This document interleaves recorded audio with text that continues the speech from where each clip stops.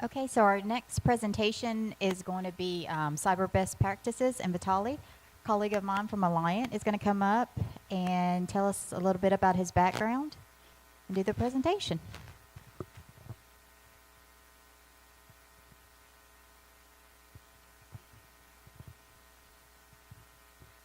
Hello, everyone. My name is Vitaly Chernishev. I'm with Align Insurance Services, specifically in our cyber vertical. It's a mixture of your general cyber insurance as well as our security consulting. Kind of the bridge, so to speak, in that I still, my background is more insurance and risk management. Thank you. My insurance is more, or I'm sorry, my background is more insurance and risk management. But as the cyber world has evolved and the insurance has gotten more complicated, obviously there's a lot of need for sort of hybrid specializations. So things like this, it's what Align hired me to do. So happy to be here, and thank you to Stephanie and to everybody here as well. And then just quickly, yeah. So I've been with Align for 3 years now. I've been in the industry for nearly 10 years. I'm not a security guy. That's not my background, but I'm more on the compliance, governance side of things. But I do have some background in terms of actual security and whatnot. I work with security companies nearly every day. I've been involved in ransomware negotiations, both with small entities and large Fortune 500 companies. So I have experience with sort of dealing with all sizes and all shapes in terms of companies and entities there. So not to bore you with this stuff too much, but just kind of giving you.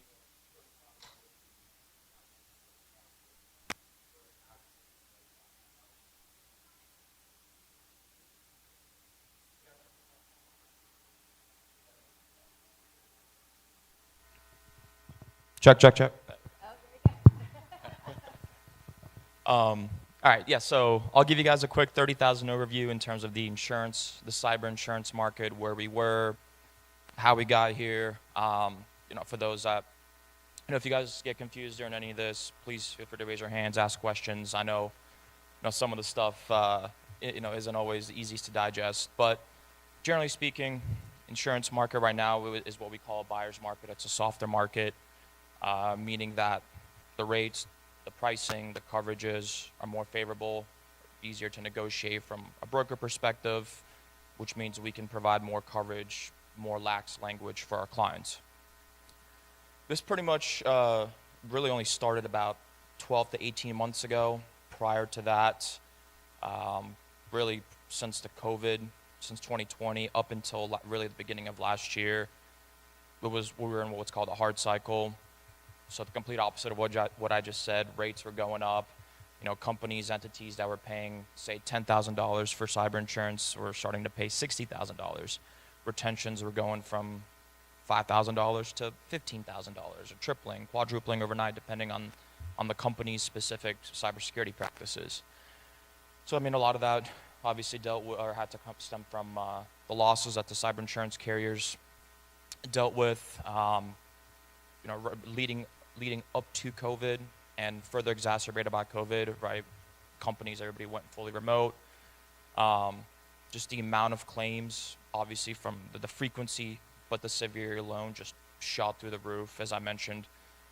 I can remember when I first started in the industry, again, nearly 10 years ago, a company that was nearly $1 billion in revenue was paying just under $20,000 for $5 million in insurance limits for cyber. That same company, an older client, I no longer work with them, but before I left, their pricing had jumped up to $110,000. So that percentage increase, that was not unheard of. That was, nearly everybody was paying 50 to 100% more. So again, we finally we got to the top of that peak, and pretty much at the beginning of last year, that started to level off.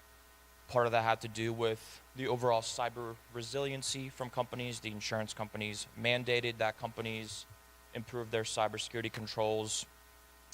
For those that,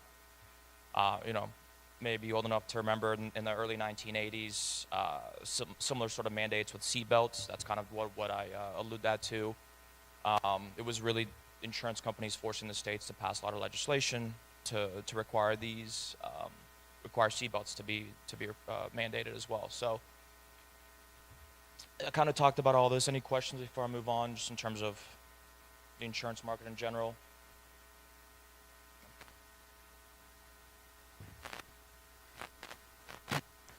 And just another sort of, I'd like to include this so you guys are aware of the size of the cyber insurance market, right? How much premium is in there, how much it's increased. Obviously, on one hand, the pricing, the cost of the insurance market overall has led to the increased numbers in terms of the actual direct premium written, but the need for it, 10, 15 years ago, it was just the large financial companies that actually maintained thousands of records, financial information, were really the ones that were buying the cyber insurance. And then, again, up until about 6 years ago, everybody started buying it. You got coffee shops, retailers, obviously understand the need for it. As I'll talk about it in a couple of slides, obviously the cost of everything has gone up, but more specifically, the need for cyber expertise, once you're actually hit with an incident, the need for having forensics, remediation, experts,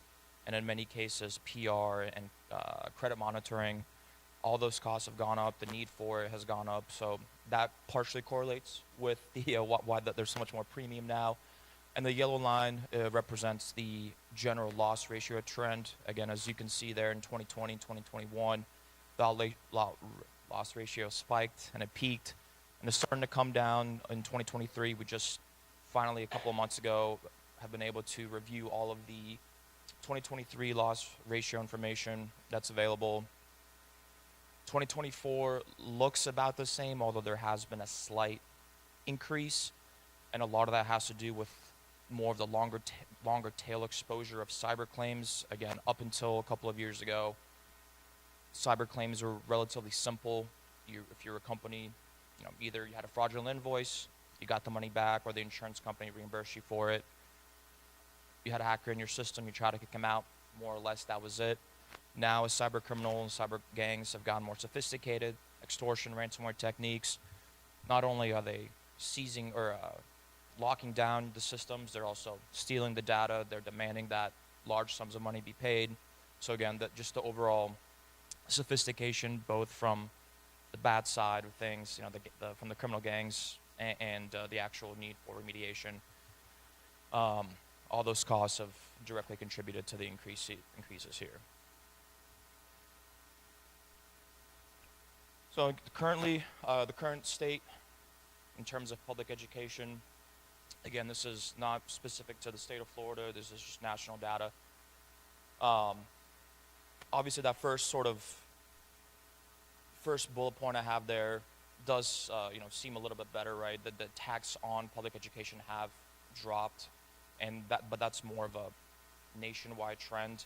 And one thing too I'll quickly add is that the U.S. is the most sought after country in the world in terms of China, Iran, North Korea, Russia, other gangs are not state affiliated. We are the most targeted nation by cyber attacks and cyber gangs.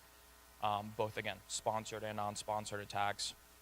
So just that sheer quantity alone obviously drives up the frequency for everyone.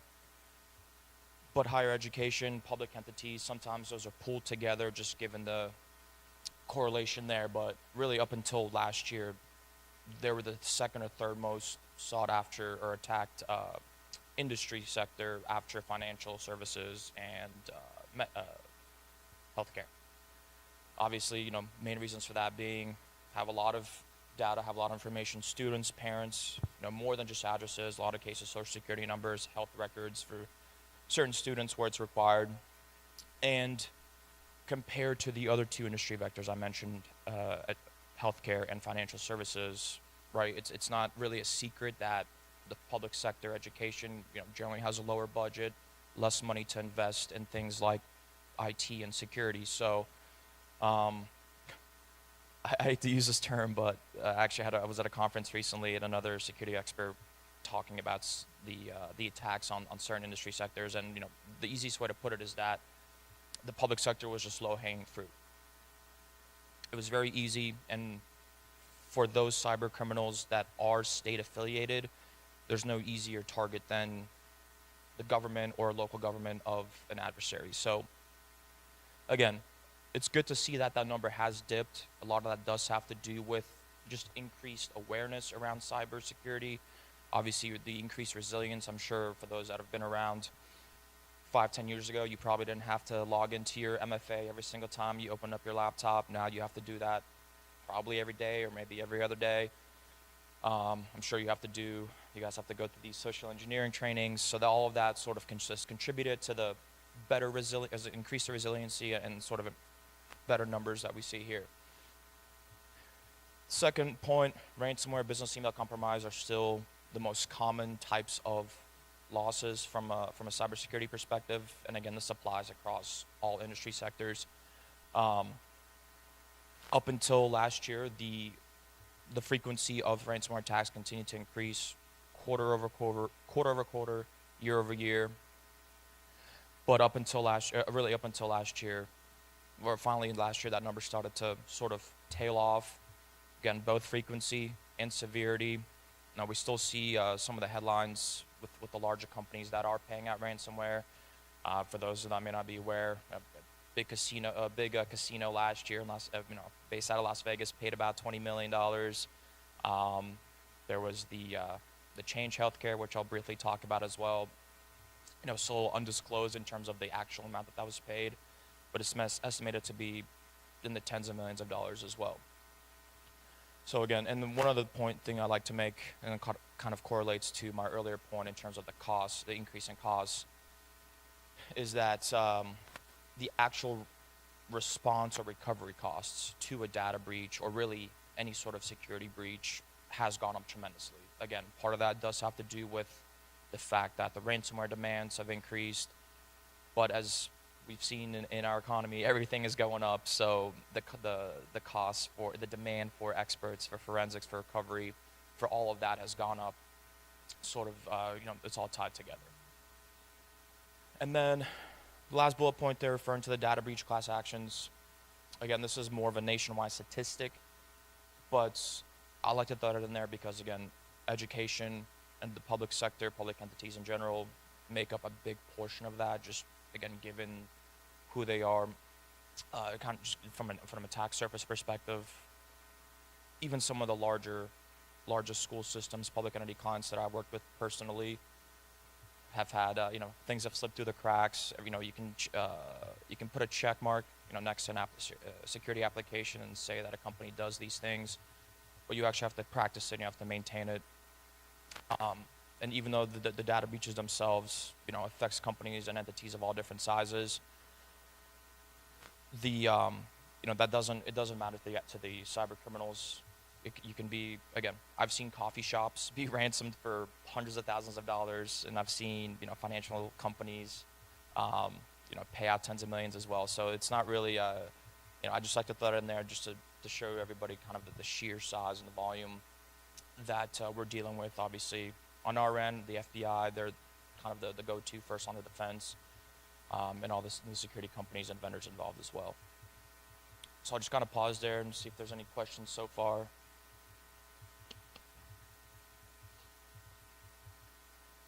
And just quickly, again, just another sort of statistic I like to throw in there for those that want to share this. You'll see there in the 3 bars in red, and maybe a little harder to see from where you guys are sitting, but the number on the very left represents the average percentage in terms of ransomware attacks by industry. So 66% of companies have said that they have experienced or at least been able to mitigate a ransomware attack. The first big red bar next to that is lower education, so that's considered public K through 12. That number is at 80%. Higher education, just again throw that in there, 79%, and then local state governments, again 69%. Just like to include that, given the correlation a lot of times in that regard. And then from an insurance perspective, the insurance companies see that, right? They look at these statistics, they look at the actuarial numbers just as much as we do. So when they are rating, when they are underwriting school systems, this all goes into into their modeling and why why a school entity and maybe a financial or a bank that may have the same amount of records claims to have the same security controls may be priced differently.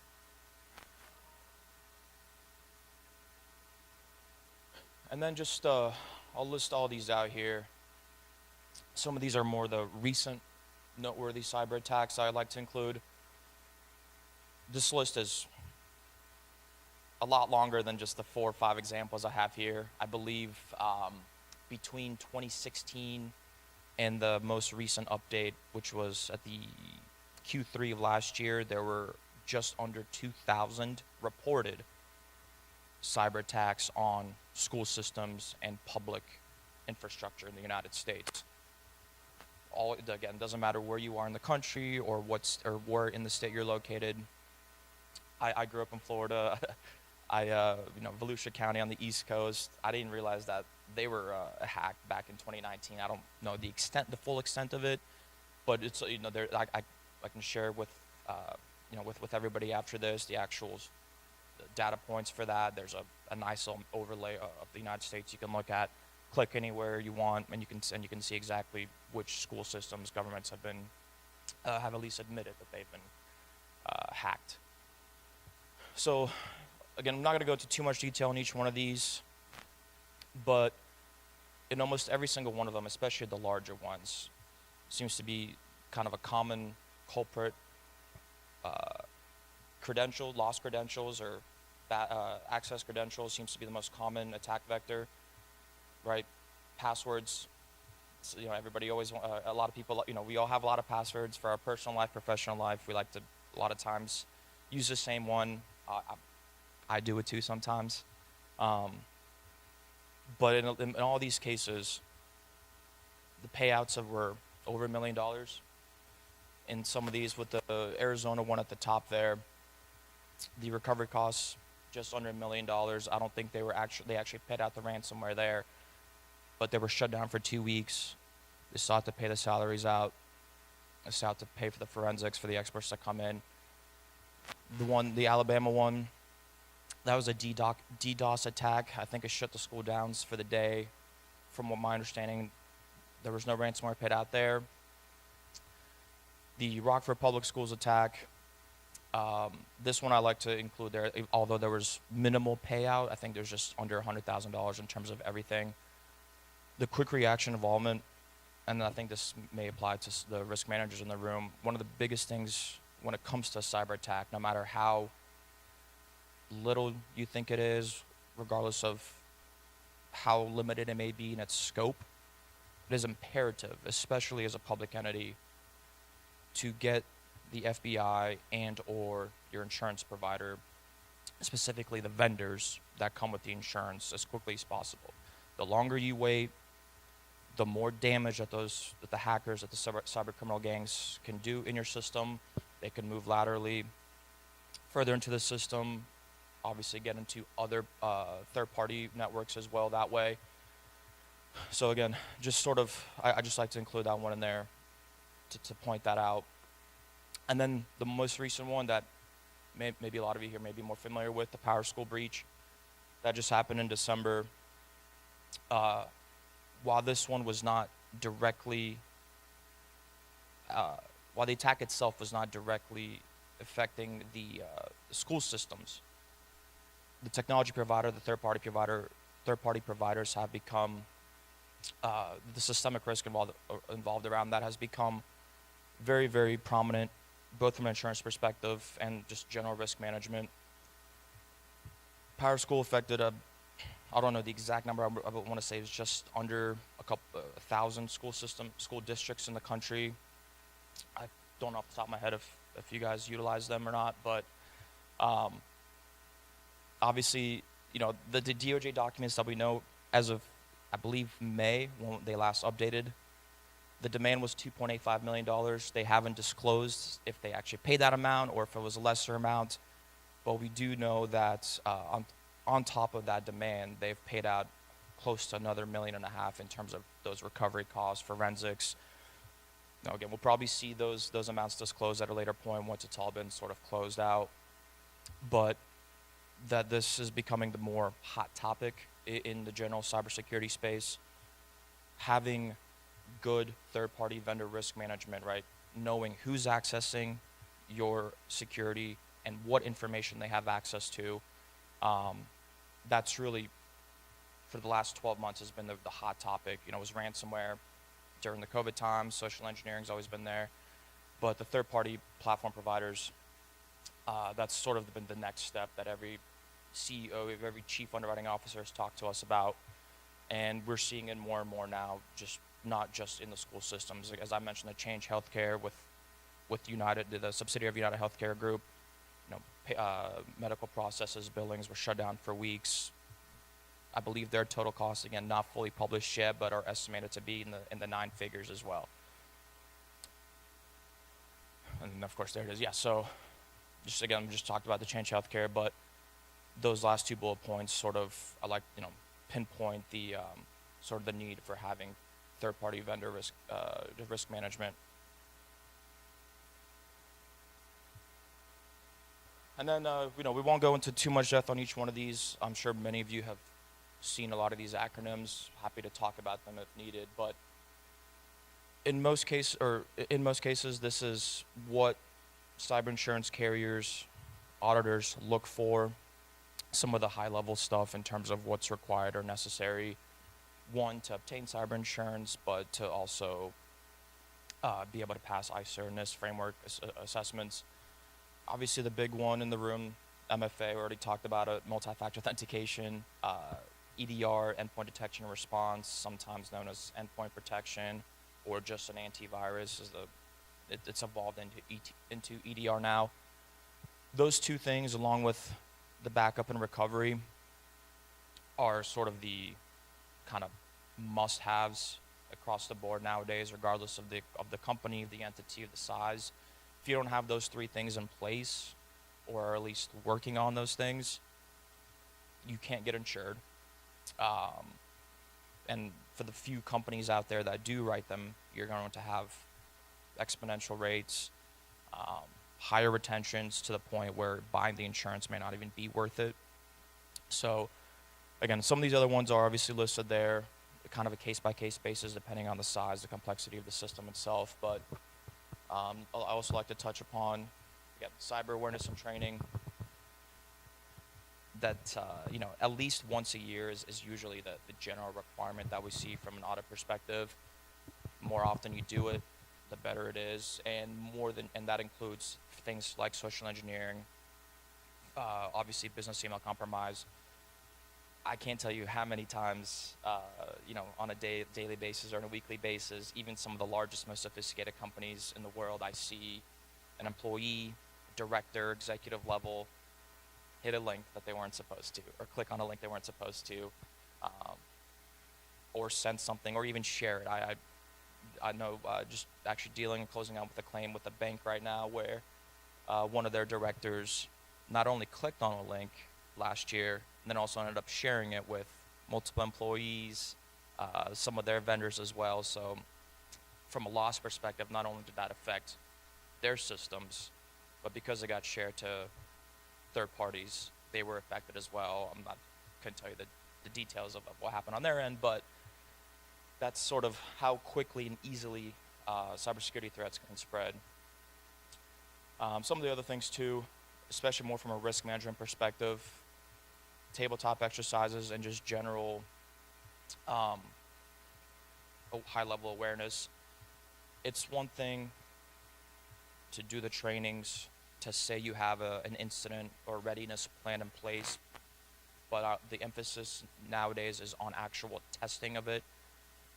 Again, I like to, you know, use my past sort of examples in this experiences, and that many companies, you know, they claim to have, they've done incident tabletop exercises, they have business continuity plans in place, but they're never tested, or they just sit, you know, in a storage file for years at a time, and when something actually happens, everybody's running around with their heads cut off, not knowing who's supposed to do what, who's responding to who.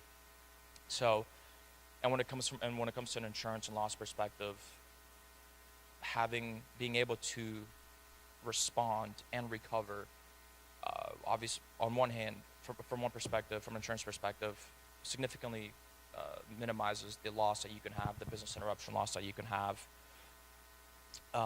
So again, there's a big emphasis nowadays on that sort of true risk management versus, up until a couple of years ago, again, it was like the hardline security, the MFA, the antivirus, the email security systems.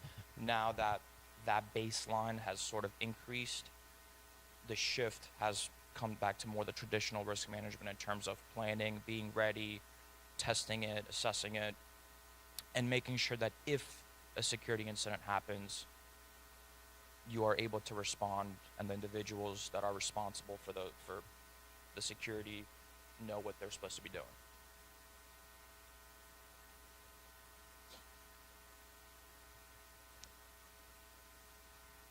Hard to see here. Yeah, so kind of a lot of this is going to be feeding off of my first slide.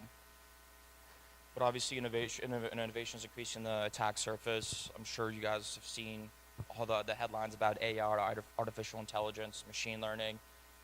For all the good that it's doing and making our lives easier, maybe making our jobs easier for those, for those that may be using it. That same technology is being utilized by the cyber criminal gangs as well. A lot of these email scams, right? The Nigerian prince, where there were 100 misspellings and you had no idea who you were talking to. Those are becoming a little more sophisticated. In a lot of cases, there are still spelling mistakes, but like if something looks too good to be true, then it probably is. If you weren't expecting an email or a call or just any sort of correspondence from an individual, always double check, right? Kind of. Nowadays, cybersecurity, a lot of security experts will tell you, zero trust. Me being a little more in the middle, I'm still doing trust but verify. Maybe you were expecting something, but always just call if you're unsure. Heavier reliance on third parties and business partners. Again, just kind of going back, I kind of started touching upon this, but our reliance, especially school systems' reliance on technology. You guys have dozens, if not hundreds, of technology providers.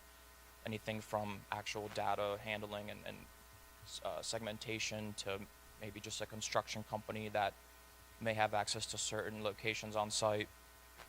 So actually keeping track of them, as difficult as it may be, and knowing who has access to what from a security and data management perspective goes a long way, especially when it comes to from a response perspective, because if a certain technology or third-party provider becomes affected by malware or has an intrusion from a cyber activity, then at least you're able to know what systems on your end or what data on your end may be impacted. Evolving cyber regulatory requirements. Unfortunately, there is no cohesive federal legislation at the moment. Nothing compared to, say, the GDPR that the European Union has. Right, every state has their own sort of statutes in terms of what's required, what you can and can't do. I was actually living in North Carolina at the time when they became the first state to outright ban public entities from paying ransomware payments. I know a few other states have followed suit. I know Florida, at least last year, was drafting up some legislation in regards to that. I don't think it's passed yet. But that's one of the biggest things now on top of the third-party management is the evolving landscape in that regard, because obviously, in this room, it's more specific to Florida, but you may still have students, parents, teachers that move out of state later on, and if that information is accessed, even if they're no longer a student, you would be beholden to that location's requirements. So even though a student may have been in Florida for 15, 20 years, they moved to Georgia all of a sudden and their information was exposed, you would be required to notify that individual or provide certain, monitoring or compliance with where that individual is at the time. and one other note too, in terms of that, when it comes to the insurance specifically, one of the biggest sort of responses or commentary that I receive from clients that have experienced incidents and claims, one of the biggest things that they love that cyber insurance provides is what we call the breach coach. It's the attorneys, it's the legal team that is actually part of your incident response, because they're the ones that are obviously, up to date with the regulatory landscape. They're the ones that will do everything for you. They'll draft every notification letter. They'll go through every piece of legislation and actually tell you what needs to be done, who needs to be contacted, what that timeline looks like. So obviously, we hope that no incident, nothing like that ever does happen, but should it happen, heavily encourage you to rely on the breach coach, on the vendors that are actually provided to you as part of that policy.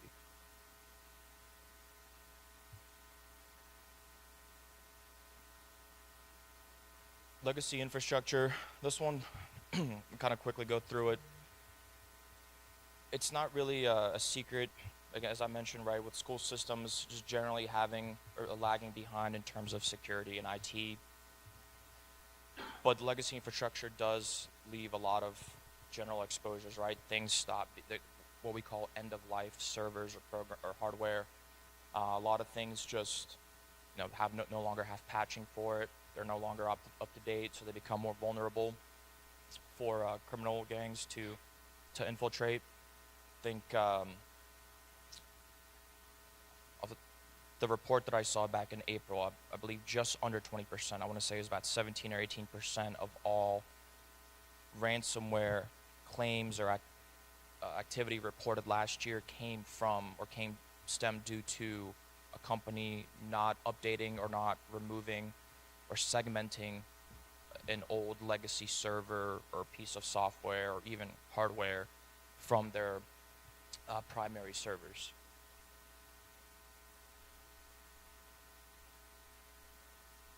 And we kind of touched about some of this a little bit already, but again, in the public entity, in the school system sphere, again, the constrained resources, it's understandable. The big thing from risk management perspective is continuing to pass that message, to bring it to light, so to speak, to the board, to the directors, the CISOs, in terms of what's going on out there. Obviously, some of the information I provided here, happy to share that, and so along with additional other things. But just keeping at the top of mind is imperative. We're happy to help out where we can, Stephanie and myself. We can give you additional resources. We have security experts on our team as well that can, answer any sort of questions you guys may have. But again, it sort of leads back to one of my very first points in terms of why school systems, local governments are one of the most commonly targeted industry segments in the United States. And sort of just kind of copy paste in there from an earlier bullet point, but again, you guys, the school systems are an attractive target. I listed a couple of incidents a couple slides ago. There are dozens of others. School systems of all sizes. It doesn't matter who you are, where you are. You're an attractive target. As bad as that sounds, cyber criminals, they don't care that there's children at stake, there's lives at stake, right? They're hacking hospitals, they're gonna hack schools, or attempt to. So just always staying vigilant, keeping that at top of mind. That's really the main thing that we encourage there. And then again, just these are all the types of cyber threats. Obviously some of a lot of the larger ones. Ransomware, again, everyone has seen and heard of that at this point. I'm sure data breaches more or less coincide with that. And we've touched upon most of these, and obviously things like the wire fraud, phishing, those are still very, very relevant and still around. By no means am I saying to ignore that or to diminish the value of training and being prepared for things like that. But of course, a wire fraud for $100,000 check is probably or it may not be as impactful as hundreds of thousands of students' information being accessed. And that's sort of it in terms of the content. This is just more of a line slide, just showing some of the services that we offer. Again, I'm sort of in the bridge between risk transfer, risk analysis, and quantification. But everything here we are able to provide, or work with vendors that are able to provide these things. Again, happy to talk about it, a little more detail if need be. But yeah, that's all I kind of had for the time being. Happy to answer any questions, dive into hypotheticals. I know, one of the most common things people ask about is, well, what if X happens? How does insurance respond? So again, that's what I'm here for. Happy to do that. Yeah, I've got a question for you. Yeah. So, what's not to take away from anything, but the people who have held you hostage for this ransomware or the data breaches, are you finding that they truly have damaged the end user, if you will? So, we hear a lot. I mean, most of us in here in the last year has probably gotten something from our bank or from our hospital or from somebody that says your data has been compromised. Yeah. They offer the 2 years surveillance on your credit and things like that. Yep. But what are the odds? And I know it only takes one, but what are the odds that a person is being actually harmed by this? Yeah, it's a good question. So, right, these cyber criminals, right, they don't really have ethics, right? We'll just we'll start there. Yeah, exactly. And then, not to kind of veer off too much, and because I say that, and I have seen criminals. There are specific criminal gangs that won't go after hospitals, or they won't go after school systems, just out of, I guess, because of, for morality reasons. But they'll gladly go after banks, right, or they'll go after a manufacturing company. So, but generally speaking, the credit monitoring, again, yeah, we've all probably received one, if not more, emails that's something's happened to our information. There is a good chance that, especially for those of us that may recycle passwords or reuse the same password, there's probably a chance that, some criminal gang or even an individual that is sitting out there and actually copying, pasting that password, your email, into all types of different password or websites, excuse me. I know ransomware as a service that has become a very, very popular, prominent thing, and the easiest way to explain that is a lot of these criminal gangs, the Black Spiders, the Royal Gang ransomware gangs, they'll focus most of their resources on targeting the larger companies, but what they're doing now is taking their malware, their code, and are selling it on the black market, on the dark web, for anyone to access. Yeah, I know there was just a 19-year-old that got arrested for buying malware and distributing it, sending it to a company and having their employees click on the link. And while that teenager herself may not know much about hacking or security, all they need to do is just to be able to send and deploy that malware. So, yeah, again, there's a very high chance everybody in here has had their information exposed to some degree, at least once. I know for myself, it's been on a couple of different websites. But yeah, it's sort of to kind of answer your question, you'll never really know for sure until it happens, as unfortunate as that sounds. The best thing you can do for yourself, again, where the credit monitoring is provided, take advantage of it. I know it seems like an additional thing you have to do, an additional account you have to make, but those companies, they are there for a reason. They do a very good job. In a lot of cases, especially if there was maybe financial information involved as well. Obviously, the credit freezing that's always been recommended as well.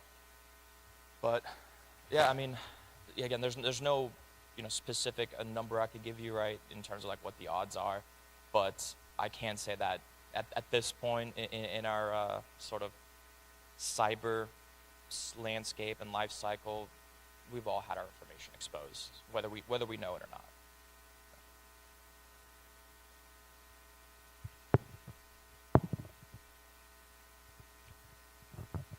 Anybody else?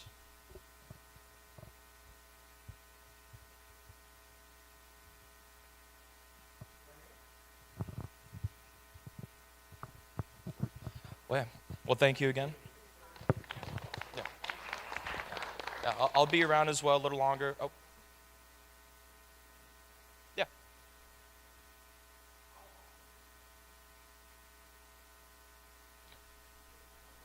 Yeah. Yeah. I mean, there was just actually a really big, actually the Royal Gang that perpetrated that attack on the Tucson school system. Most of their sort of leadership was caught in the last 6 to 8 months over in Europe and Asia. There's a global sort of task force. Obviously, the U.S. is involved with it. There's a task force in Europe where they sometimes create these honeypots, right, baiting the criminals into it. So they are caught. On the flip side of that, the individuals that escape or may not be caught, they'll continue to work. They'll just rebrand as a different criminal gang. In some cases, or in the more unfortunate instances where it is a state-sponsored gang, right? We can't really. Just we being the like the FBI, they couldn't really go into another country and just extract or exfiltrate, dozens of individuals that may be affiliated to the cyber criminals. So yeah, to answer your question, yes, they are caught. There's plenty of headlines about it, but unfortunately, it's not 100%. And as I just kind of mentioned, that ransomware as a service nowadays, once that malware for sale is available, anybody here, we can all go on the dark web and buy it nowadays. It's become like an Amazon on the dark web in terms of a lot of these activities.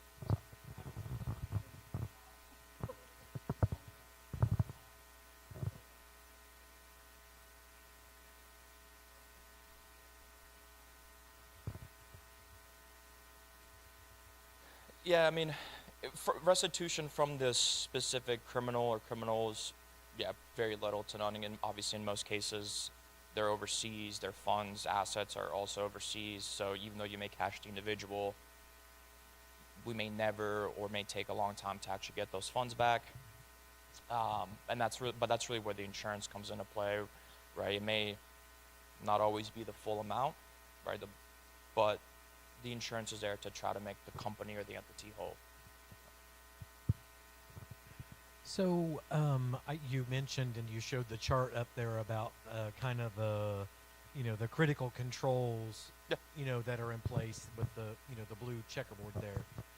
So does Beasley?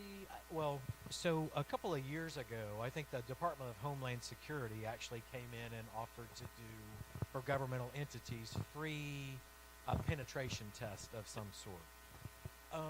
What do you have any resources out there that do things like that to, because the IT director can send out the email and bait somebody to click on the attachment. I mean, Yeah. we got that. It's all those other things that are a little bit deeper that worry me. Mhm. That are we protected? As a school district, is our infrastructure protected? Do you guys offer anything like that, or have vendors or partners that you work with that would test our infrastructure? Yeah, so, the insurance carriers and their vendors, they can generally perform sort of like an external test or external scan. It is relatively basic in terms of, they'll scan the public-facing domains of the school system, the email domains, and while it's not as thorough as we may want it to be, it does provide relatively good insight in terms of what credentials may have been exposed or leaked on one hand, what open ports, right? So the things that we utilize to actually log in, remote access, any unprotected ports, they're able to scan for that. I can't speak for Florida exactly because I'm not 100% sure, but I know at least a few other states. Again, I'm going to use North Carolina as an example because I lived there for a couple of years as well. The National Guard in North Carolina does provide free penetration testing. I believe it's maybe once, maybe twice a year for local governments, public entities, school systems. I can certainly find out for you if if the state of Florida does anything like that. But I would also recommend reaching out. I'm not sure if you guys have like a local FBI contact or a resource available for that, but the FBI is vigilant in protecting our critical infrastructure is their highest importance. So they may even have something or be able to provide some of those services for you. And again, I'm happy to to go into that and look into that for you as well. But those would be sort of my first two avenues to look for. And then as far as the cybersecurity, do any of your districts belong to, I believe it's K-12-6? What was that again? It's a cybersecurity, I guess their company, but they focus exclusively on. You said K-12-6? Yeah. Yeah. So yeah, they the map that I alluded to earlier with the statistics from the nearly 2,000 reported breaches of government schools, that they're the ones that actually publish that. So yeah. And they may, to be honest with you, they probably while I haven't worked with them directly before, I wouldn't be surprised if they probably offer some sort of yeah.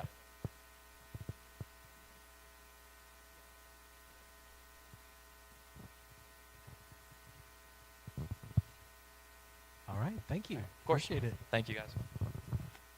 Let's put our hands together and thank Vitali for providing us this information.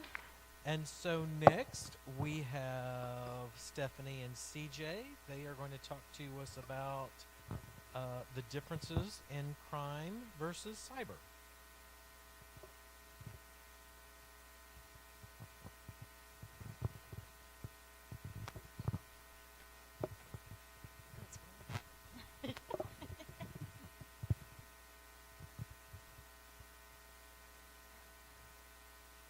Okay, so I'm going to go over the first part of the presentation, and then CJ's going to go over some live claim examples.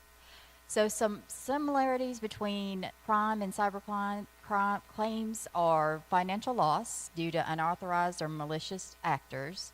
There are defined coverage limits, formal reporting processes when you have a claim, often involve digital components such as data theft and fraud. The two carriers that you have for your crime, you have Hanover, and then for cyber, as we were just talking about, Beasley. These type of incidents may involve you calling the law, the police department. You'll need forensic legal support. So that's just some of the things that you'll need if a claim occurs for either one. So some key differences. So the focus on the crime is like employee theft, forgery, those type of things. Cyber is more your electronic, like ransomware, hacking. Then you've got your data breaches. The standard deductible for the crime is $25,000. There is another $10,000 electronic data destruction coverage.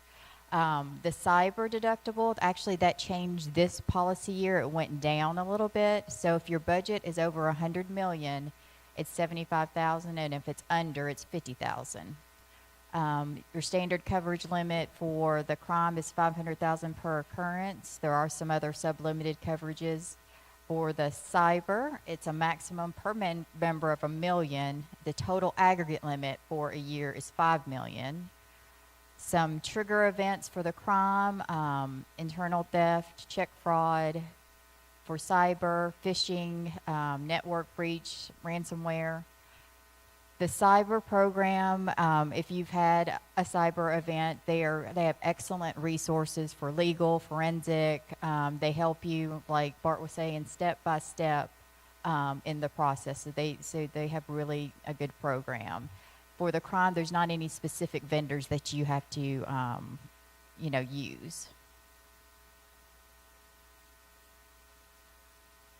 So for the crime coverage, the deductible, as I mentioned before, $25,000. There is a $10,000 deductible for electronic data destruction deductible, and that's like a virus that can get into your data. That would help with that situation. The false pretenses or your social engineering. Now, this coverage can fall under your cyber or your crime. In this case, you guys have it under your crime because the retention was smaller. So you've got a $25,000 deductible for that. The limit is only $250,000 because that is like a very prevalent claim that's happening all the time. You'll have get an email from one of your vendors and they say, hey, we need to change our banking instructions, and it's not really that vendor. So I've seen it in a couple of cases, not just you. I've seen it across the board where they think that it's the actual vendor and it's not. So then you transfer money in error. So anyways, coverage limits standard is $500,000, and there's just a note that that these coverages that we're mentioning, they could have other sublimits that are not up here. So please just refer to your policy for complete details. And then the cyber coverage, that covers legal counsel, forensic investigation, notifications if you have a breach of data. And then the deductibles are there again, $100,000 and $75,000. There is a deductible or retention for notifications. You must have at least 100 notifications that you're sending out for a breach, and then the coverage kicks in. The most that they'll pay for per member is $100,000, and then the aggregate is $500,000. And then again, the max per member for other coverages is $1 million, and then a $5 million aggregate. Any questions on any of that? And I think this is you.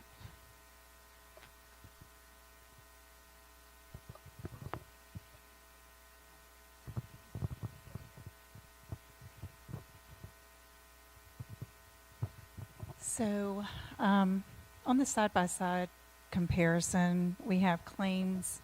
Crime claims are often HR records, audit trails, bank documents, emails, lots of documentation to verify the loss.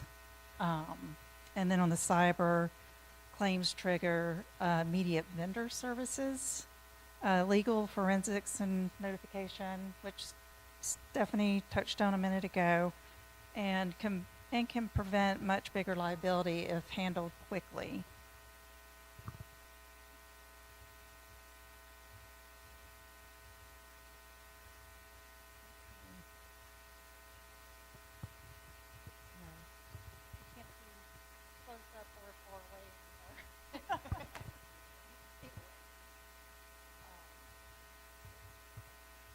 Yes. And you went through a lot of this, Stephanie, in when you were covering yours, but forensic investigation used for crime, yes. All the districts have usually a company that they work with to obtain that forensic accounting. And then with cyber, yes, Beasley has a security IR team and a digital forensics panel, and they will come in at the beginning of a cyber claim. And that's the forensics. That's a separate, is that a separate charge for the districts? No, okay. Legal, Hanover reviewed internal policy compliance and proof of theft. Staying on crime, we have no third-party notification needed. settlement resolution, faithful performance, employee dishonesty, timeline. You're looking at about 6 months from first notice of loss to final payment and closure. And as with all claims, that timeline can vary. So, and then key takeaway, internal employee dishonesty is a covered peril under crime. And then I'll go back over to cyber. As far as legal counsel involvement, Beasley's recommended Poisonell. Can you read that? Poisonelli for breach notification, law review. Third-party notification needed, no. Legal review found no breach or PII from internal systems. Settlement resolution. This is actually getting into, I think, our next slides. Timeline, we have about 2 months, services provided, then closing after finding no breach. We have a lot of cyber incidents that come up that never make it to the claim level. And by the time Beasley works through their process and forensics is performed, it usually hasn't gone above that very often.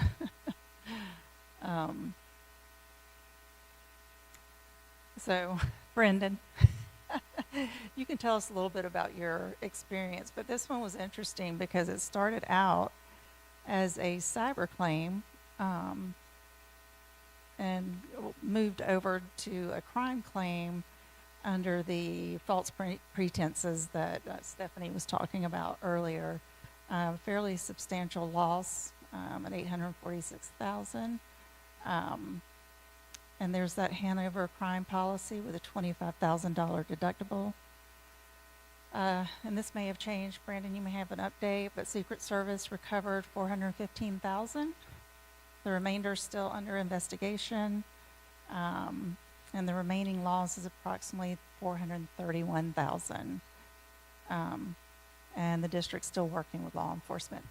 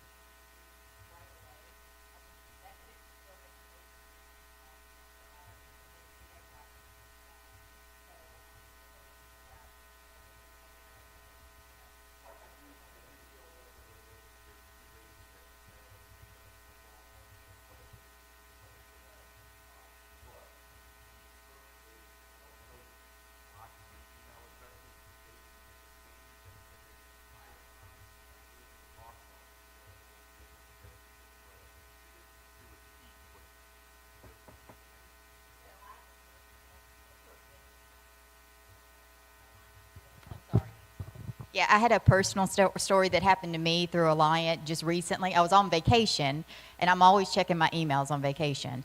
Well, I had gotten an email from Mike Honeycutt, and some of you know him, and it looked like an email from Mike Honeycutt. On the Outlook, it has MH, but I couldn't see the full email address, right? So he was like, hey, he's like, and this was around incentive time. He's like, hey, I'm thinking about giving the team these gift certificates. Would you go out and get them? And I'm thinking, my initial thought is, oh, he's contacting me. He wants something, I'm going to get it. And then the bad actor came back and said, once you get them, I need you to scratch it off and and I'm like, wait a minute. And so I go deeper into my email, and it's of course, not his email address. And so I right after that, I reported it to our IT. But just that easy, because I was just looking at it quickly. I was on vacation. I wasn't really digging down into it. I work with Mike Honeycutt. He would, maybe contact me for something like that. But yeah, they were like, yeah, if you'll take pictures. I'm like, I don't think this is Mike Honeycutt. And actually, I even tried calling him the first time when this bad actor emailed me, and he didn't answer the phone. So, anyways, yeah. So, I mean, I almost got caught with something because, yeah, you've got to be so careful. And then the callback, there's some crime policies that have that exclusion. Like, if you don't call back, you're not getting any coverage. So it's very, very important that you make sure that if you get something like that, that it's for real, because, yeah, you can get tricked quick.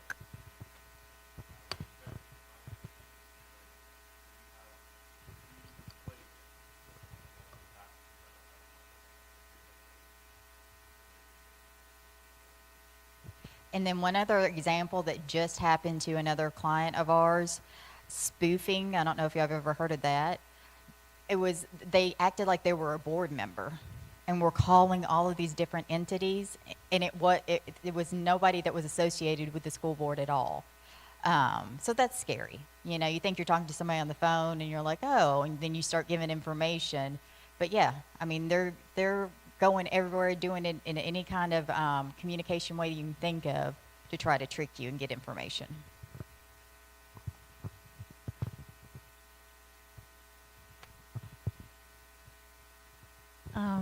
So I wanted to cover this recent crime claim that we had in Okaloosa. The claim was filed under the crime policy, specifically under faithful performance coverage. They had a bookkeeper at Choctawhatchee High who forged signatures and diverted funds. The total loss was $161,000 in funds that were diverted. So if you add the 161 plus the 20 in investigation expenses, minus the deductible, we were able to recover $156,000 back for the district. And that happened fairly quickly too. It required extensive documentation, which I'm sure Sarah can speak to. HR, bank, audits, emails, they do ask for a lot of information on these claims, which Brendan can attest to as well. The claim closed after payment was issued to the district and the release was executed. And I think all of that happened within 3 months or 6 months, between 3 and 6.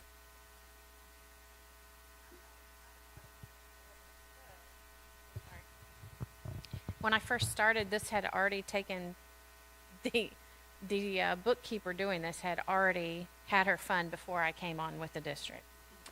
And she was moving money in different accounts and, appropriating funds and getting rid of them in some form or fashion. Anyway, we did an internal investigation, so we had that. And then we had a third-party company come in and do auditing for it.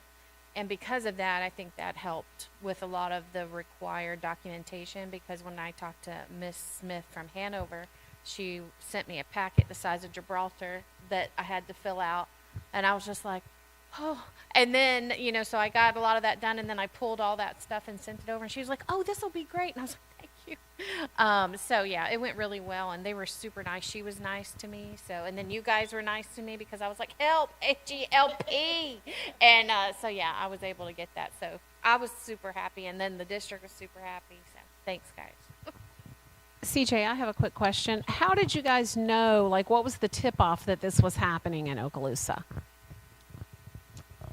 So this is the story that I got because I wasn't there during the time frame. But what happened Because that's the was- thing I think people need to be aware of is what do you Okay. look for? What are the pieces that should make me go, wait a minute? So, first of all, this isn't the first situation they had at Okaloosa. This is the second bookkeeper that did something like this within a 1-year time span, I believe. And so the first one spurred off this, let's go check some more and make sure we're all on the same page. So what happened is, so they have receipt books. So when these groups like the cheerleading team, the football team, all of these people are going out and collecting their funds, they would have to turn it in on their receipt book to the bookkeeper. The bookkeeper would then log it and put it into their account.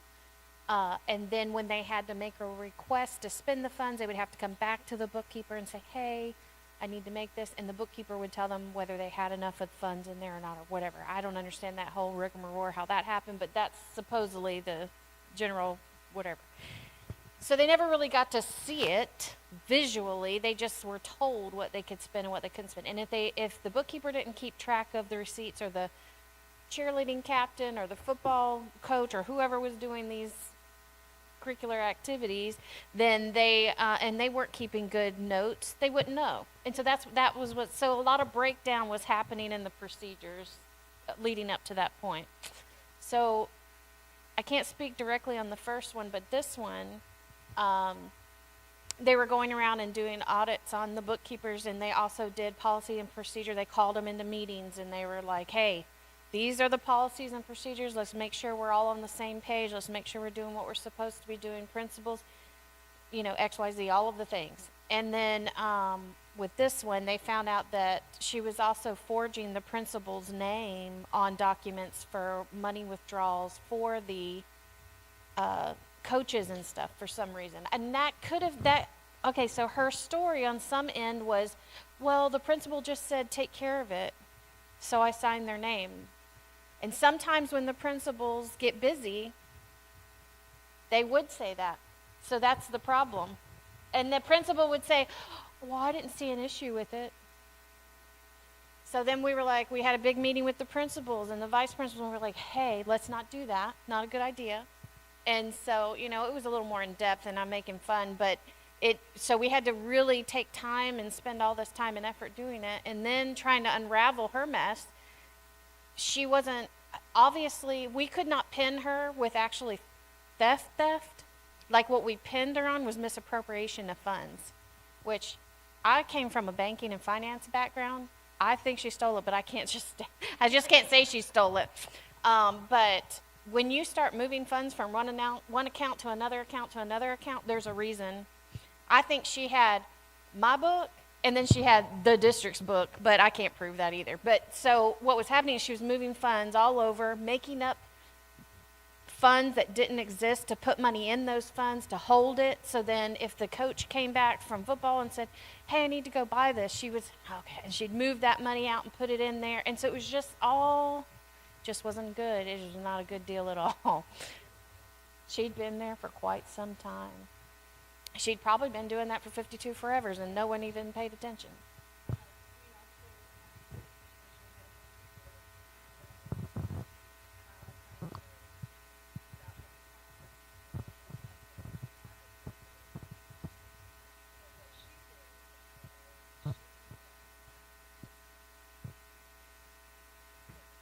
Now, okay. What she was doing after she moved the money, changed things around, she got away with it for like 11 or 12 months. Well, toward the end, she just started writing the checks out to herself. And she also forged the principal's signature, but what she would do, because the bookkeepers could pull their own bank statements from the bank, She took Adobe and she went in and she removed her names off the checks and edited it to actual vendors. And the only reason we found it was because we had just a person who was a vendor had a check written out to her, and Marcia said something about it, and she's like, I don't know what you're talking about. And that's how we even started the investigation to find out that she was taking it. So now bookkeepers have no Adobe Access, period. It's been shut off of all their computers. They hate it. They're so mad, but we're like, sorry. Everybody suffers because of some stupidity, but that.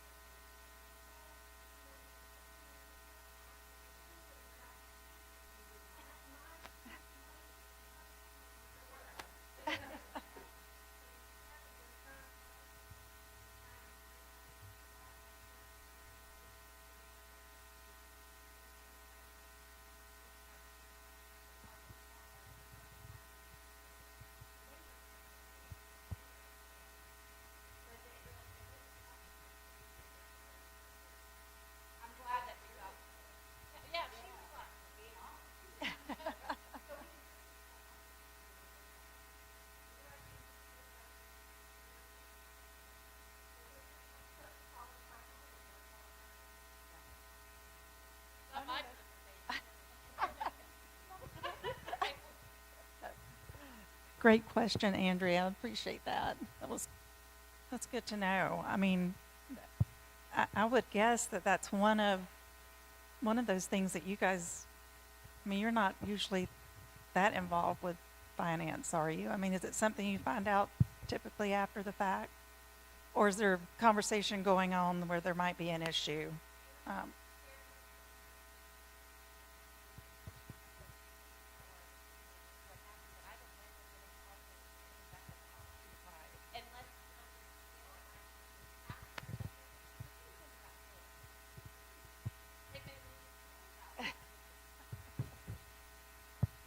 Hey, CJ, if you go back to that slide, and Sarah alluded to it, talk to them a little bit about, you said it was filed under the faithful performance. So it's my understanding that there was no proven missing money.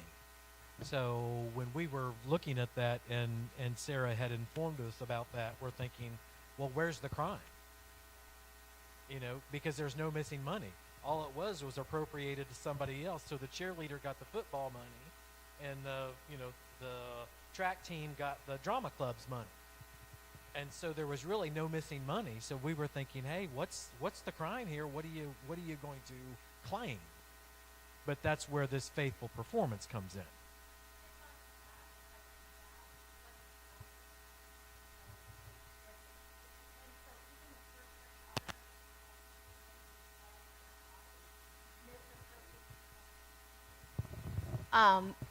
The third-party auditor said in their investigation that this was a definite misappropriation of funds, and I think that line saved us because when I first talked to Miss Smith at Hanover, she was like, "I don't think we're not going to be able to," and I was like, "But I want you to look again," and she's like, "No, I just it's not property." And I was like, "Please, just look again right here on this line right here. See where it says that?" And she was like, "Oh, okay, let me look at that," and she did. So at least they listened, And they did too, because I was calling them and I was like, I don't really understand because the paperwork says this. So. And CJ, if I could just add, I think things like that start because of a high level of trust, right? So that the club sponsor or coach is giving the bookkeeper who's been there, as you said, for many years, this money. No one's ever said not to trust this person. And so it's a trust relationship that gets violated. But what allows for it, as you mentioned, was the lack of really steps along the way.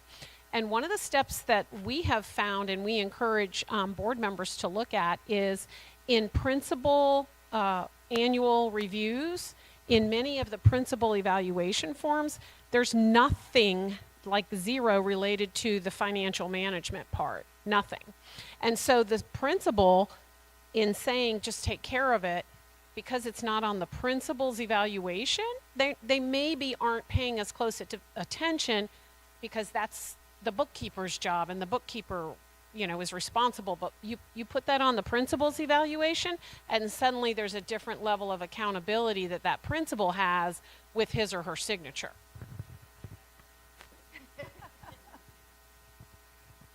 Sarah's going to write that down so she can take it back.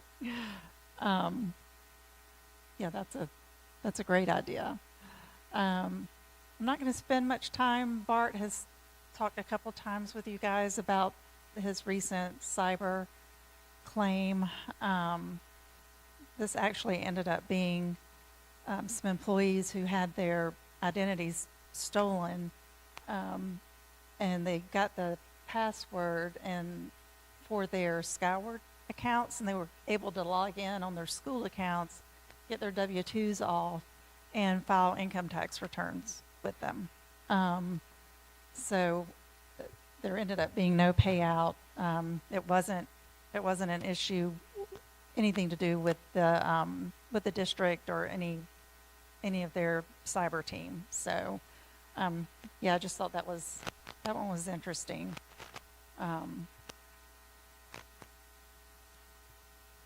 So yeah, I mean, key takeaways is that crime covers dishonesty, fraud by internal actors focused on reimbursement. Cyber covers external breaches, identity misuse, activates response services. Early notice and use of panel vendors preserve coverage, and good communication between the district, the carrier, and FSBIT is critical, because the quicker we can get this ball rolling on these types of claims, the better result you're going to have.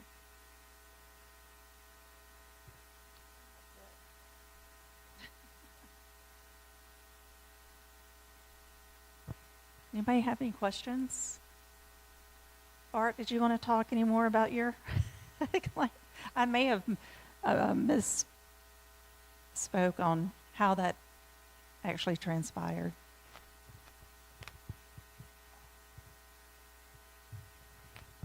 Yeah, so around the middle of January, this is kind of going back to previous statements about staying on top of things. Well, unbeknownst to me, back in January when everybody got their W-2s, apparently our IT department was working with a couple of employees, not many, that had said that their Social Security number had been breached through our Skyward system. They had sent out the standard reply, this is what you got to do, blah, blah, blah, contact the FBI, do this, this, and this. And so they had basically a template that they would send to these employees. Come about middle of February, I wasn't aware of the stuff that happened in January, but come middle of February, 5 or 6 more teachers came to the IT department. All of a sudden, red flags go up.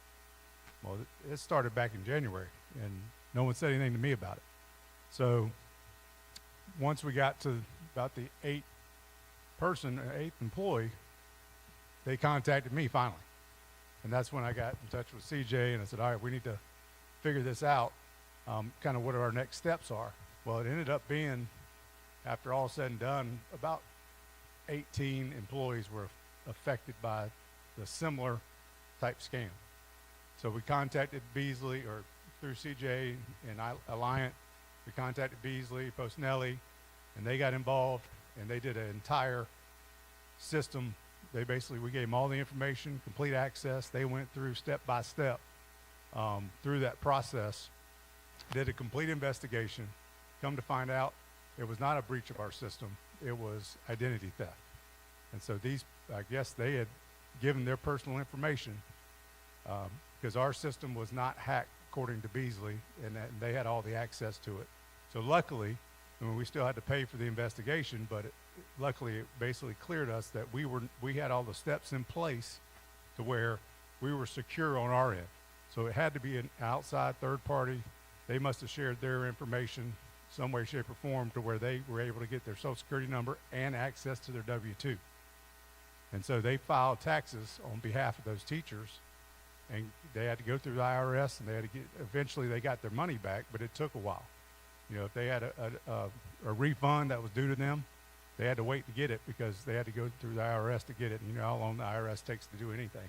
So luckily, through that investigation, it showed that we were secure on our end. So there's no other way that they would have got it unless it was some kind of identity theft. So, but again, we took the proper steps once I found out about it.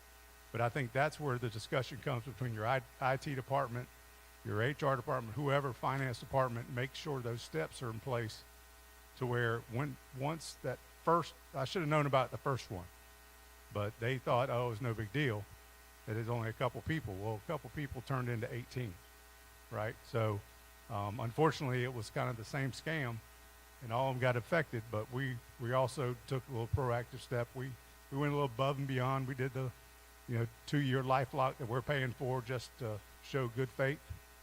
But it was again going back to it's when do you know, or what happened, when you know about it, and what you do about it. And so you can't do those things unless you know about it up front. So that's that communication part that with all the departments. And again, I think David said it earlier that a lot of districts are so siloed that they think, oh, I can handle this, I don't need to call risk management. Well, that communication needs to be, you call me at the first one, so I can get on top of it. So. For everyone or just the 18 people? No, we just did 18, the ones that were affected. We actually weren't required to do it. We just did it because from what I understand, talking to Beasley, that it was not something that was required by law that we had to do. Yeah. All right, thank you guys. Thank you, Bart.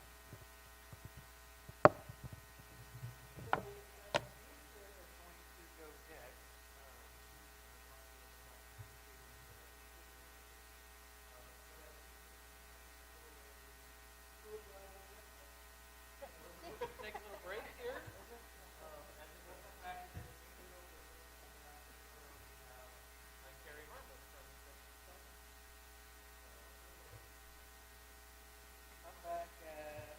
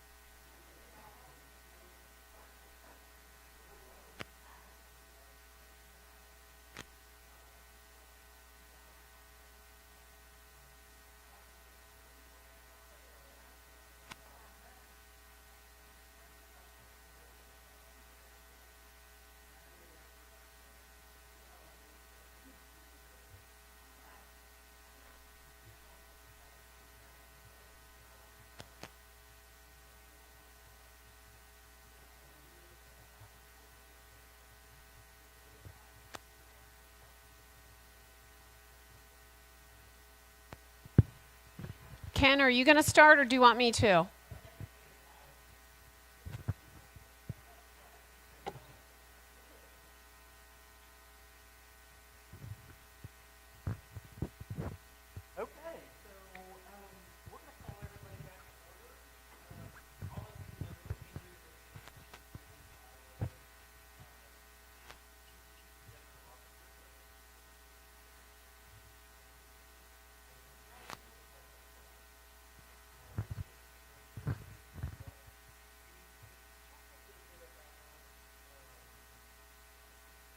Superintendent, board member, business manager,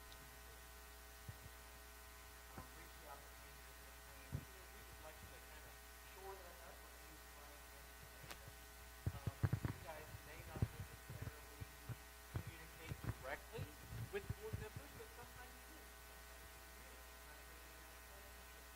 Sometimes you're giving a presentation to the board, and you're wondering why board members may ask some of the questions that they do. And so Andrew is going to give us perspective to that because without she is a good been in this job now for 10. 10 years.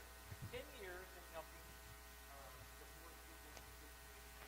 board members, new board members, help do their job better, help learn what their roles and responsibilities are. She's going to share a little bit of that with us today. All right, thank you. And for those of you that don't really know my background all that much, some of you do, but I'm a former high school English teacher. I taught high school English for almost 10 years. Then I was on the Charlotte County School Board for another 12 years, so I served 3 terms. Then I came up to the Florida School Boards Association, first as their Director of Training and Development, and now as their CEO. So I've been working with school boards for 25 years.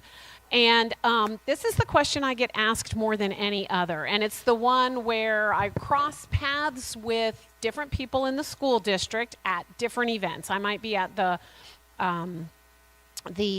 Business Officers Association meeting, or the Finance Officers Association meeting, or the School Board Attorneys Association meeting, and they'll go, hey, can you come here a second? You know, and they kind of pull me off to the corner, and they're constantly saying, why does my board member do X, Y, Z?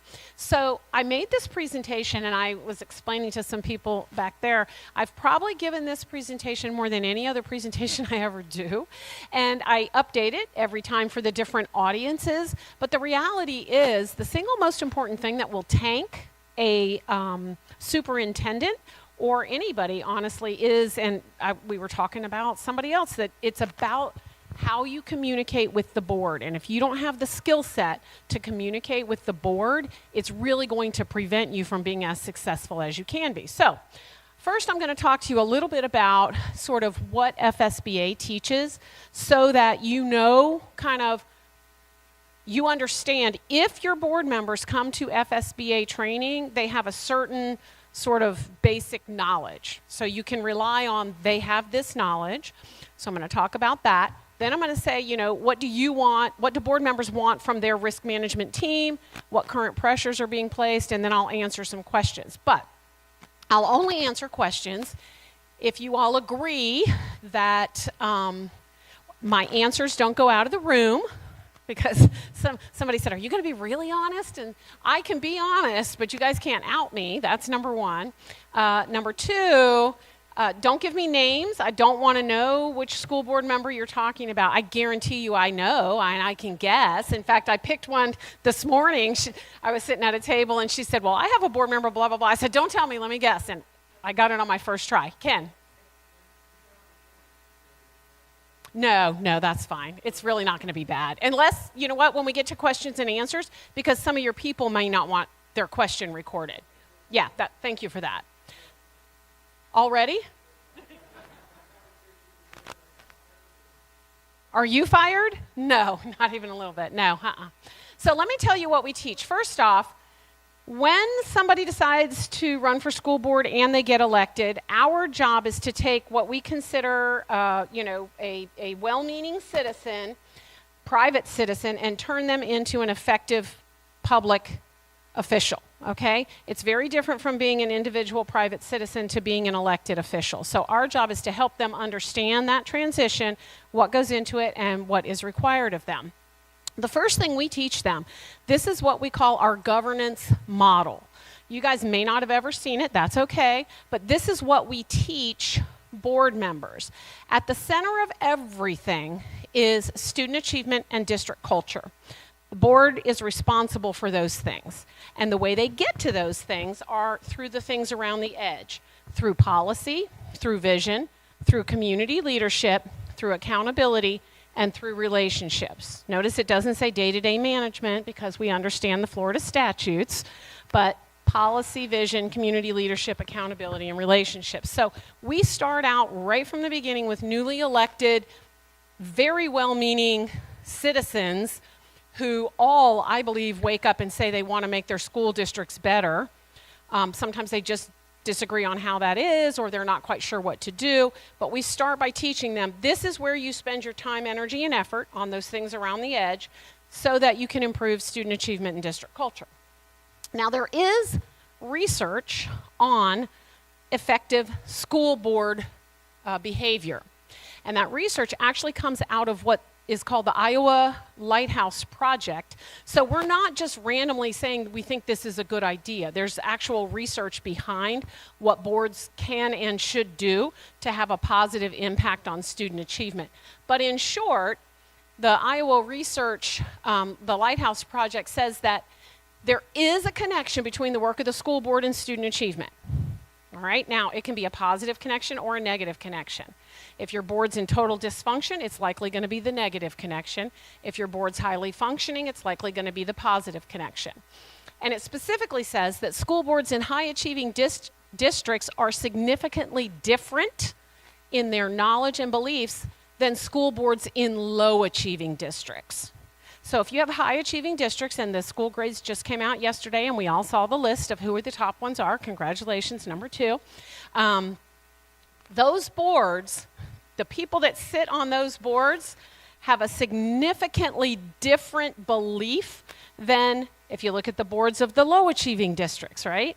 And part of it, the number one difference is the people on the board believe, like truly believe, that all students can learn. And they put foundational processes and systems in place to ensure that all students will learn. They don't accept that some students can't learn.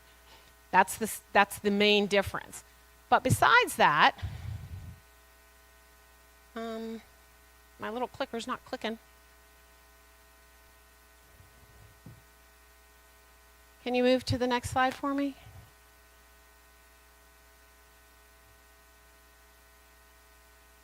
Keith, is it going to move?